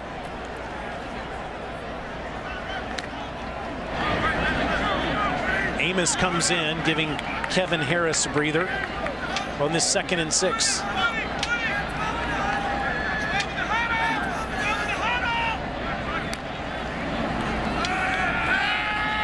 Doty's under pressure and he goes down again. Sack made by Channing Tindall. It just shows the speed of this Georgia defense.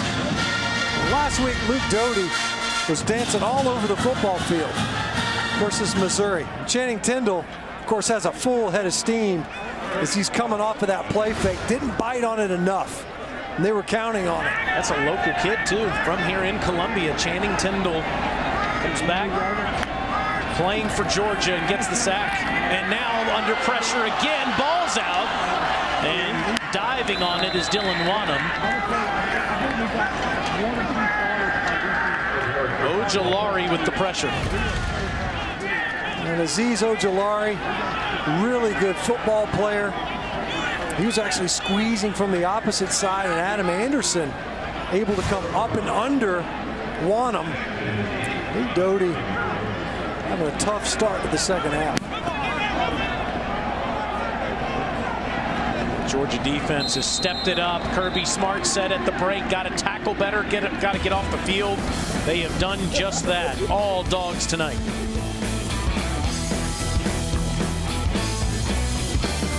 All right, Dari, here Georgia leads South Carolina 35-10. Dogs have to win their remaining games, and Florida must lose next week to Tennessee and then lose in that makeup game to LSU if Georgia's going to go back to Atlanta. On the other side, Alabama only needs one more win after the win against Auburn today. A&M would need to win out and combine with 2 Alabama losses.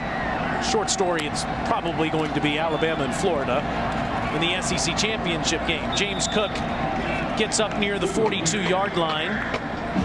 Georgia has been gashing the Gamecocks all night.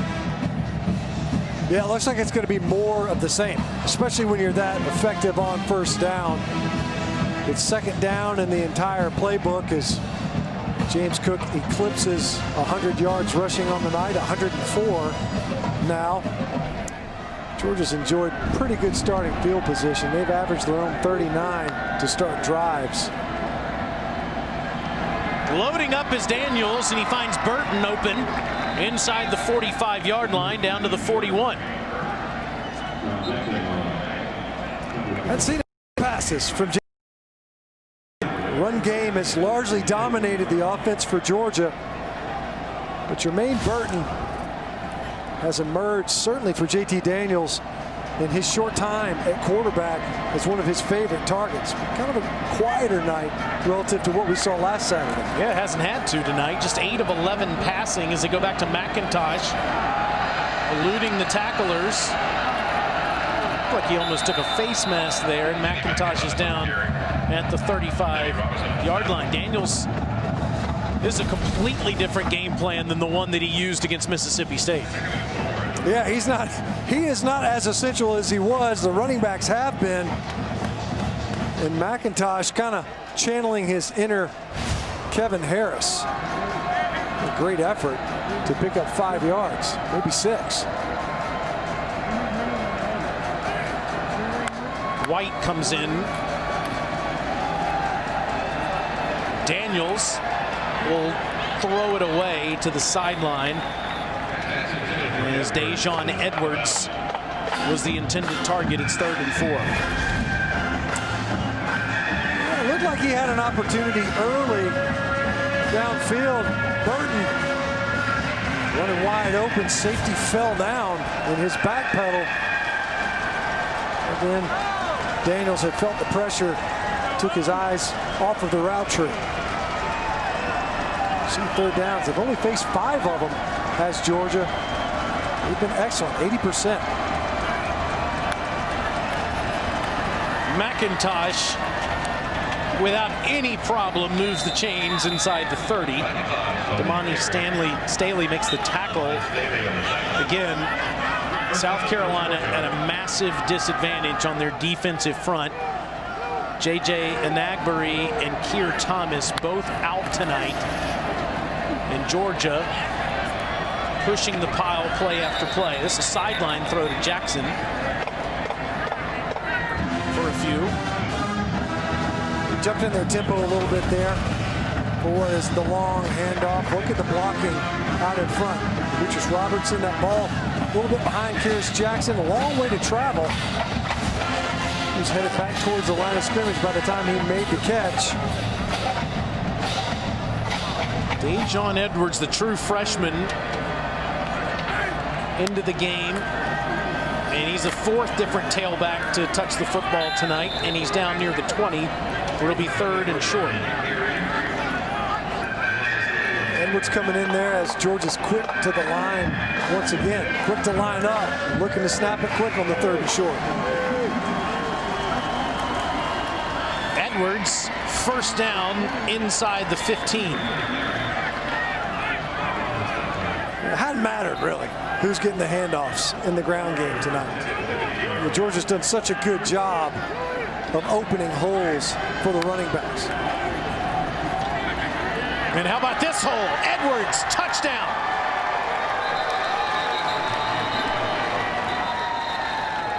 There is a flag down.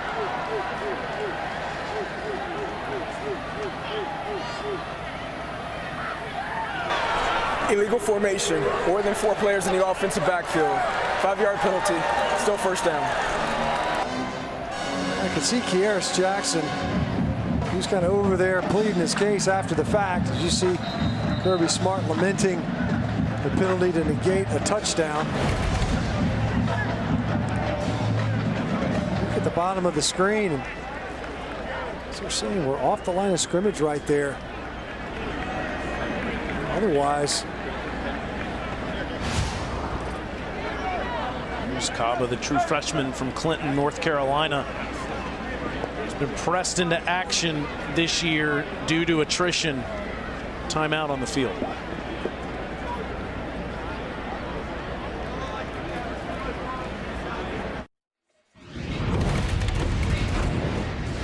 Let's take a look at the road to the championship, brought to you by Mercedes. Path is clear for Florida and Alabama. Each need just one more win to clinch a spot in Atlanta to compete against each other in what would really be a de facto quarterfinal game.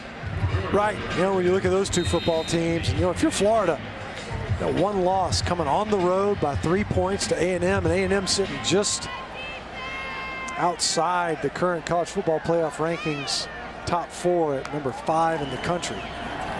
Daniels takes a shot, and that was dangerous. Almost picked off by Shiloh Sanders. Yes, Dion's kid. Should have been picked. Cam Smith is injured.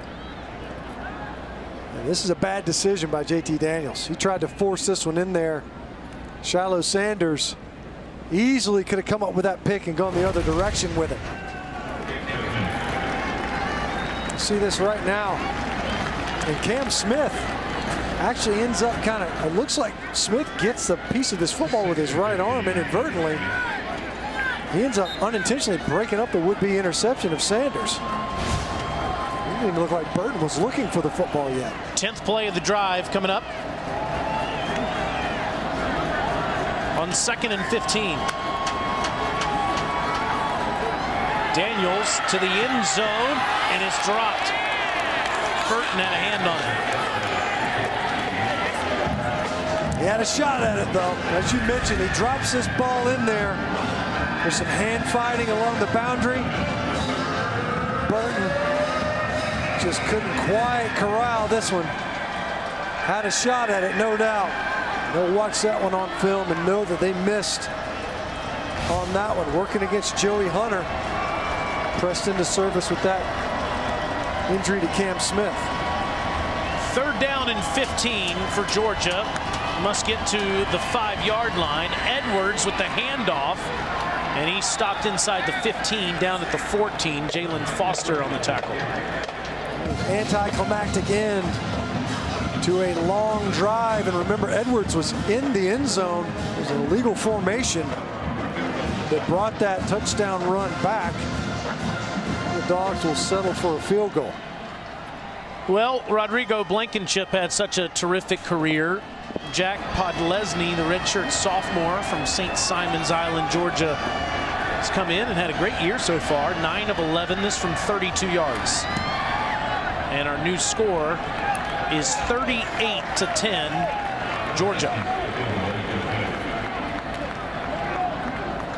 So I know you're probably trying to figure out where to get your Christmas gifts, and I have the answer for you right here at Academy Sports and Outdoors. They have everything that you might need, including trampolines. Let's just not wait to wrap up the trampoline, put it under the tree. Just go ahead and get it right now so you can have fun all season long, right? With Matt Stinchcomb and Alyssa Lang, I'm Taylor Zarzer here at Williams-Brice Stadium in Columbia, where the Dogs are all over the Gamecocks tonight. 38-10. Mike Bobo coaching against his alma mater. Stinch, I know that Georgia fans are disappointed because the standard now with Kirby Smart is compete for the national championship. And in 2017, 18, and 19, at least through the SEC championship game, they were doing that. Chances are that's not the case this season. Yeah, outside looking in this year, all SEC schedule. You drop that game versus Alabama, and then you lose further ground when you were incapable of capitalizing on plays that were there to be made in the passing game versus the Gators. Starter at the time, Stetson Bennett, separates that shoulder. That was the difference in that ball game. Take nothing away from the Gators. That offense has been special. Second only really the Tide this year offensively. And unsurprisingly, a couple of Heisman front runners at quarterback for both those teams. That's what you have to have if you're going to compete for a title. And Georgia has discovered their quarterback, but it's taken almost to the end of the season for that to happen. Meanwhile, the Gamecocks have had their own issues at quarterback this year. Colin Hill, graduate transfer from Colorado State, starting the first 8 games of the season. Of course, Ryan Polinsky was the starter in 11 of the 12 games last year. He's still on the roster. Now it's Luke Doty's turn, the true freshman, giving it to the workhorse, Kevin Harris, who's stopped by Zion Lowe. Hey, you know, if you're a South Carolina fan, at least you're taking a look at that. This is a peek into the future, perhaps. You got a guy in Luke Doty who is nothing if not incredibly dynamic. A guy that, you know, tonight has largely been bottled up as a runner and has quite a bit of ground to cover as a passer. But there's no doubt that his influence on his teammates and his ability can have a big impact on what this offense can look like going forward. Harris is a sophomore. Doty is a freshman, so start there on offense. Senior Nick Muse has been a bright spot on offense this year, and he's past the 45-yard line for a first down. Nice move by Nick Muse. Not only you break a tackle right away, but then the reverse field. A couple of shallow cross and mesh right there and runs right through a couple of Georgia defenders. Big gainer. William and Mary transfer. A nice season last year, 39 catches last 2 years. Doty skips one in there to Brooks. Of course, Nick's brother, Tanner, is playing for the Gamecocks as well, and now is, or excuse me, Clemson, excuse me, you can't make that mistake. 2-time national champion there, and now he's playing for the Raiders. A couple of national championships out the next level. Nick Muse, he has certainly made his presence felt in this offense this season. They've had to have him step up. He's had a good game. Oh, Look, this play's blown up. Somehow, Zaquandre White, playing both ways tonight, was able to get to the sideline. The Georgia Bulldogs were there in the backfield as the handoff was made. Well, that time the defensive line, they just jet up field right now. Jalen Carter, he's seen that play enough times at this point to kind of anticipate it. Blew up field and blew that whole mesh point and handoff up. And you see a lot of pulling guards in this game. And that penetration undid that play. No Deshaun Fenwick tonight. Another grab by Muse, who's wrestled down at the 45-yard line by Seen. It'll be short after a pickup of 14. Oh, but just shy of it.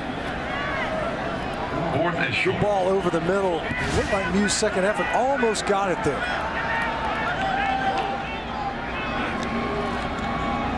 On 4th and 1, White moves the chains.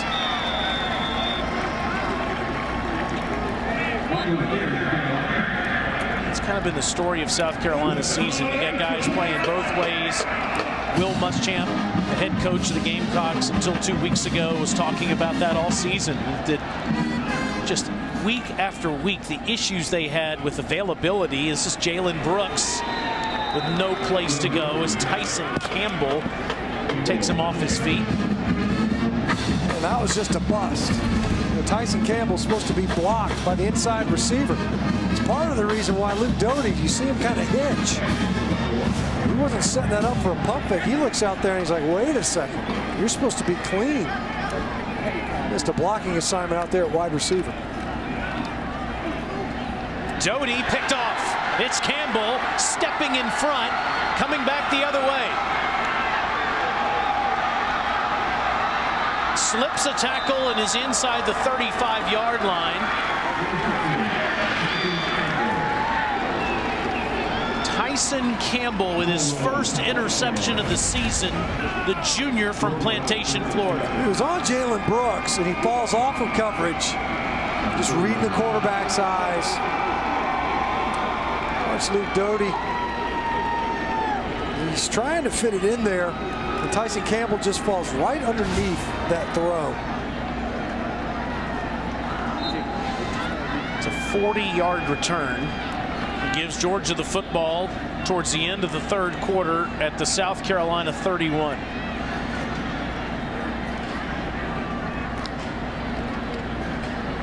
Back to the ground. McIntosh with those huge holes all night. This is 10 more. Warren Erickson in there now. Offensive front and right guard for Georgia. It's kind of hard to believe that given the back and forth this rivalry is created in the 20th century, especially in this decade, in the last 10 years with each team winning 5 times, this would be a get-right game for Georgia's ground game, but that's been what it is tonight. McIntosh stumbles but gets inside the 10-yard line. There's a flag down. White has 84 yards. McIntosh, depending on this call. Holding. Offense number 50. 10-yard penalty. Still first down. He has 79 and Cook's over 100. Incredible performance by them tonight. That's Warren Erickson. I just mentioned him in there. He rotates at times with Ben Cleveland at right guard. He's in there at center. And it was around this part of the field in the previous drive where Georgia run the football well, ends up with a procedure penalty, a legal formation, now a holding penalty. Georgia's going to take a 4-touchdown lead into the fourth quarter in this rivalry game between two old friends, Kirby Smart and Mike Bobo. Latest big play by the Dogs is an interception by Tyson Campbell. Gets to wear some hardware.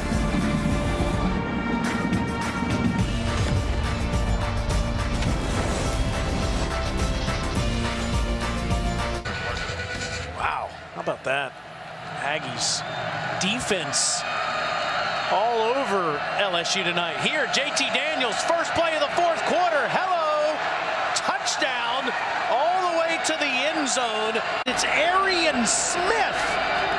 Smith on the Georgia touchdown.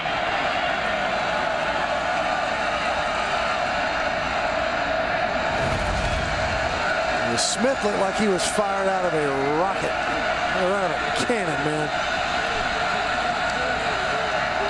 We were told by the coaches, make sure he is on your board. We're going to get a ball to him. And they did.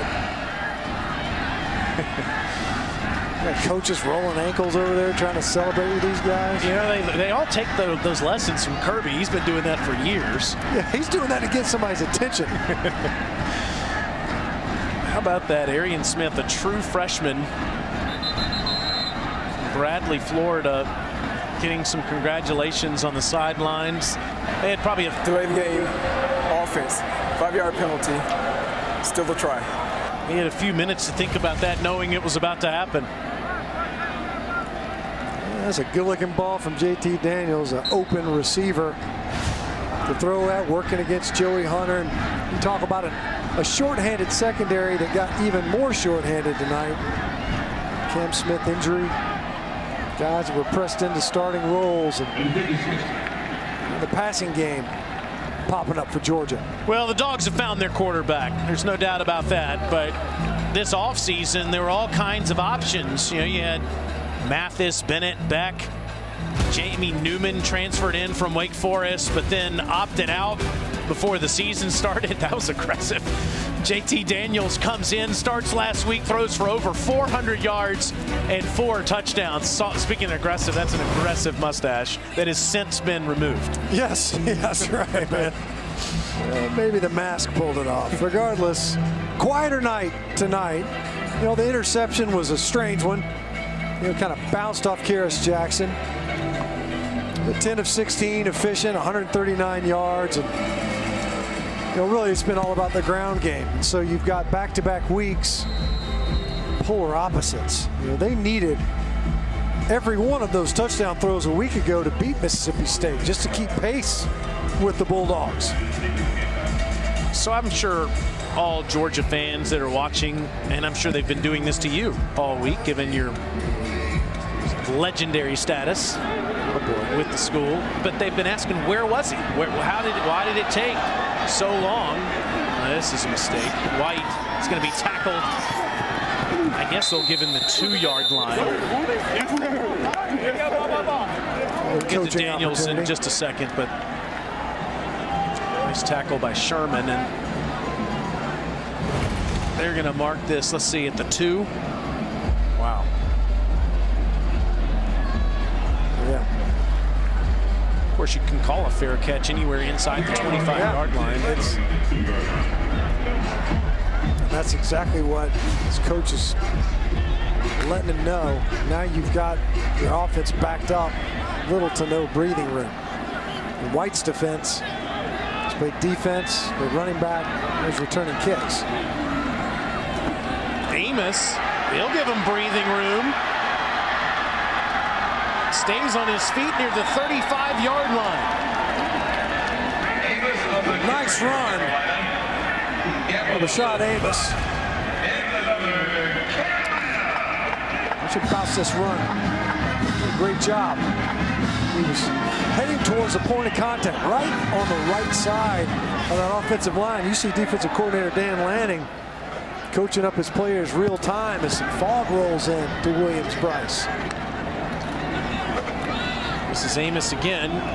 Not much. All right, let's get back to Daniels here. So I'm sure everybody was saying, gosh, that was great last week. He looked great. He looks great tonight. What took so long?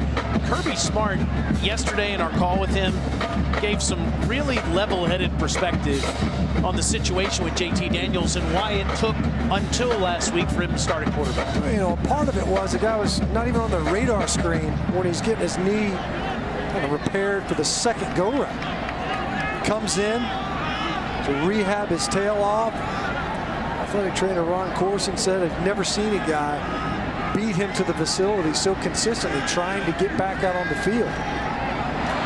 Nice pass to Muse, and Nick is in to Georgia territory. Big views on the reception. And it took that time, I think, although he was medically cleared, was JT Daniels. He had to become ready to play. You know, just because you can play doesn't mean that you're actually ready to play. Another big one to the tight end for South Carolina. And so he kind of begged his way on to go down there and work with the scout team. Look, squad, face this defense. This isn't a good defense to build your confidence against, especially during summer camp. Todd Monken talked about it. For all the quarterbacks, you almost wonder if that's what informed Jamie Newman's decision to tap out before the season even started. JT Daniels, coming off that injury, was kind of in limbo from a rehab standpoint before he landed here. As you see him talking with his receivers. Well, and if you have 2 surgeries, and the second surgery you do it on your own when you're not still at USC, you haven't gotten to Georgia yet, can understand Kirby's concern, making sure I got to see if this guy's knee is okay before we really put him out there on the field.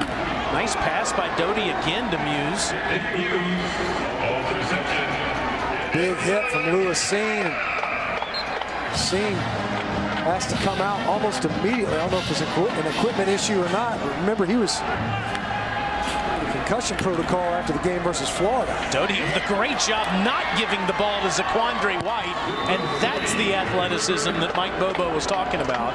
As Tyreek Stevenson makes the tackle inside the 25-yard line. Look at this. He wanted to give it to White and realized that would be a terrible decision. Kept it himself. Tyreek Stevenson right on top of the mesh point. Doty making it happen. Now White inside the 15 down to the 14.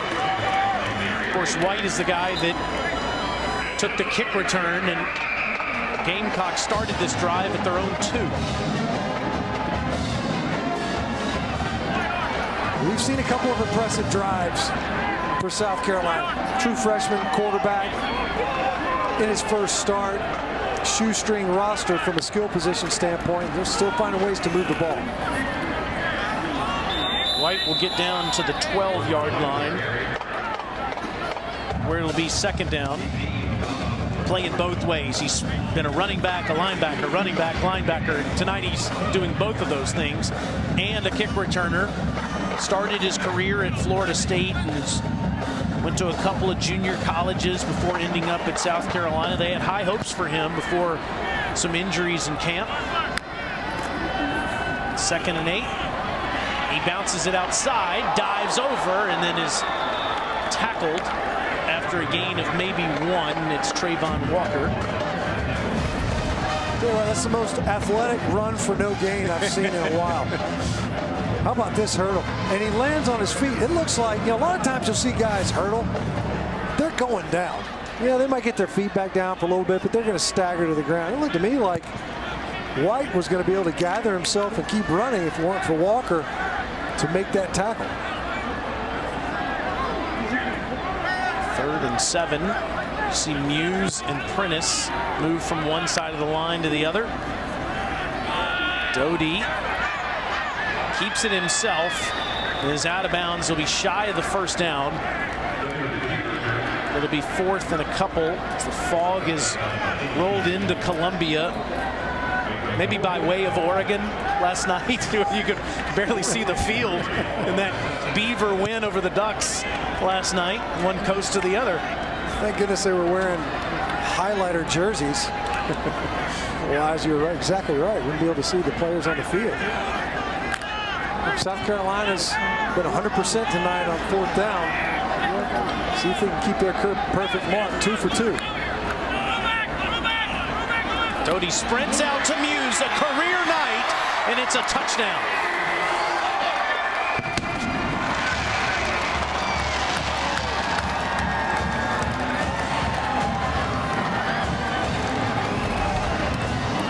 Another impressive drive for South Carolina. Nick Muse, what a night he's had.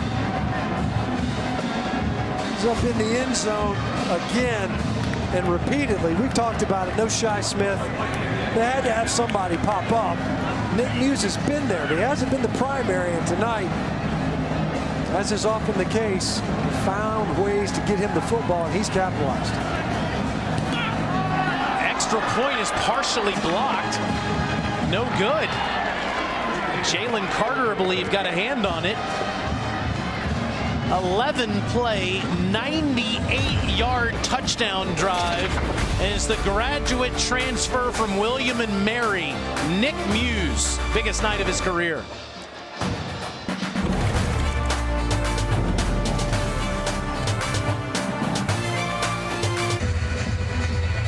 A little more gray than he had when he was being protected by Matt Stinchcomb. I might add, decades ago. Back in the mid-90s. There's Stinch over there on the left, number 79, and there's Mike Bobo saying we're going to give it to number 19, Hines Ward, in some way, shape, or form, probably. That's right. Not a bad plan. Yeah. Only a quarter century ago. Wow. That's crazy, isn't it? This is Jackson. Great punt return, a couple of good kick returns tonight too, and he gets it past the 30-yard line. Mike, of course, was at Colorado State for 5 years and came back to this coast to be the offensive coordinator for his great friend Will Muschamp this year, and I can tell you that he is just as upset as anybody that it didn't work for Will here at South Carolina, and that he was pressed into being the interim head coach. He, like the rest of us that have been around Will for a long time, think the world of him. I'm sure he's watching tonight. 1st and 10 with the carry to Edwards, and Edwards will get a few. And Mike said he wants to continue to be an offensive coordinator. He wants to continue to call plays in college football, no matter where that is next year. Well, a guy can coordinate offense, there's no doubt. I mean, his offense is, you look back to his years at Georgia, and the numbers speak for themselves. There's no doubt that he can coach and he can recruit as well. Will never likely be felt here at South Carolina. A short stay certainly didn't go the way they intended. They have a ton to work with coming into this season. Had some opt-outs at receiver, especially. Otre Smith, Andricus Davis choosing not to play. Shi Smith, really that only known piece, although we've seen Nick Muse emerge this season. They're losing Marshawn Lloyd, who was thought to be a real difference maker at running back. Lost him to an ACL in preseason. Just derailed that season early on, especially offensively. Well, you know how much Coach Muschamp cares about all these guys that he recruited. He's a class act guy. He's just a pleasure to work with, really. Throughout his tenure as a head coach at Florida and South Carolina. We wish him well in the future.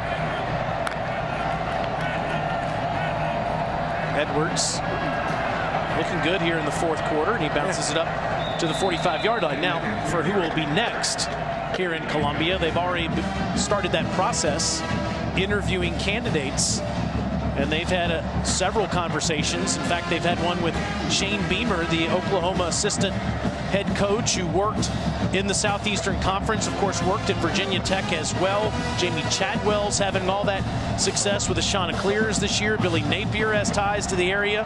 Hugh Freeze at Liberty's having a great year. And Jeff Monken, the Army head coach. Of course, that's Todd Monken, the Georgia offensive coordinator's cousin. Those are just some of the candidates that the Gamecocks are thinking about. 2nd and 2, Edwards gets the first down. What do you think that South Carolina should be looking for? Well, I know what they've said they're looking for. You know, Ray Tanner came out and said we want a head coach that's offensive-minded, or at least make a hire, offensive-minded, a creative offensive coordinator. So, you know, the real thing more than anything else, and we've seen this other places, if Sam Pittman goes to Arkansas, he wanted that job. He really wanted it. Nobody thought it was going to be a good hire. You didn't win the press conference hiring Sam Pittman. That program's a different program under him. You can tell, obviously, here, you know, on the heels of the Steve Spurrier era, it wasn't going to be easy. It's the most successful head coach that this program's ever seen. You think about 3 11-win seasons. You win the division in 2010. You beat Clemson, what, 5 years in a row? That's going to be really tough to replicate. That's a tough guy to follow, there's no doubt. But those are some strong candidates that we just put up there, there's no doubt. You know, there was reports this week Scott Satterfield was a candidate, at least from the South Carolina's perspective. You know, he's since put out statements indicating that he's going to stay at Louisville. But there's no doubt the challenge is different here now. You know, when Will Muschamp got here, when Steve Spurrier was coaching here, from a facility standpoint, this program was probably close to last when it came to bringing in recruits and even functioning as a program. That's not the case anymore. They've got fantastic facilities here at South Carolina. Edwards is running hard. The Dogs are over 300 yards rushing now tonight. It's the first time they've done that since the beginning of the 2019 season. Well, I don't know who they end up with and who Ray Tanner, the athletic director, decides on. But Shane Beamer was here when Steve Spurrier had that success, at least for several of those years. Coached at Georgia with Kirby Smart for some years before he joined Lincoln Riley out in Oklahoma. No head coaching experience for Shane Beamer. And you wonder how big of a box is that for Ray Tanner and President Caslen here at South Carolina to be able to check. Kirby Smart, of course, had never been a head coach before he came to Georgia. Edwards all drive long, and it's another first down inside the 25-yard line. Kirby's now all of a sudden has a little bit of a coaching tree. Yeah, you know, you think Mel Tucker goes to Colorado for a season, bounces up to Michigan State. Beat Northwestern today. Huge victory for Sparty. Wow. And the Big Ten, you know, Ohio State sitting at home again this week. Game canceled. But you're right, Sam Pittman now, head coach at Arkansas. Shane Beamer getting a look, potentially to be a head coach here in the SEC as well. Play after play, it is Edwards, who now has 11 carries on the night. Georgia has over 310 yards as a team. See Edwards pointing over there to the sideline. Hey, does anybody else want to get in here? He hasn't gotten a ton of carries, but he got all 8 on this drive before he goes out here. Starting to wear out. A young player, you don't want to make too much of a habit of that. You see Kirby Smart coming over there, a little pat on the head. We're working hard on this drive. They'll go to the bench here and bring in another tailback down to the 13-yard line as we tackled there after a gain of a few. That's Prather Hudson. Yeah, Prather Hudson, who's played some defensive back, is now going to play some tailback as a graduate player.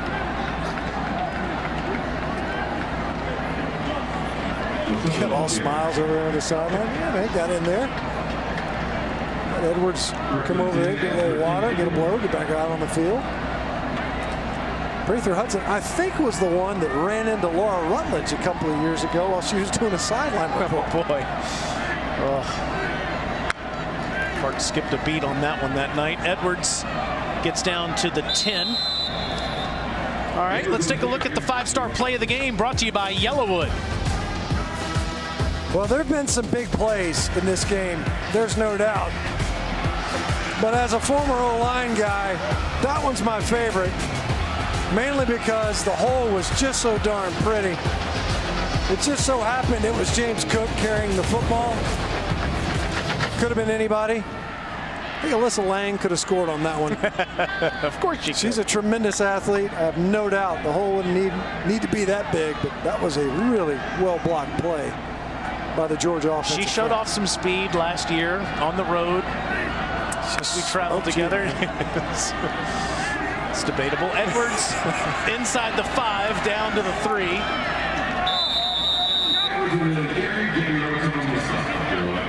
No, I think she won that race. Didn't she? I think that everybody was pulling for her. She said it was a tie. The videotape seemed to look like it was a tie. Sure. She was friendlier to me than the rest of everybody else who was watching. It's great to have Alyssa back here with us tonight. What has been such a crazy season. All of us trying to do our best to be healthy and safe. But it certainly has come at a cost for our traveling band. 3rd and 1. The Edwards show continues. Down near the goal line to the 1.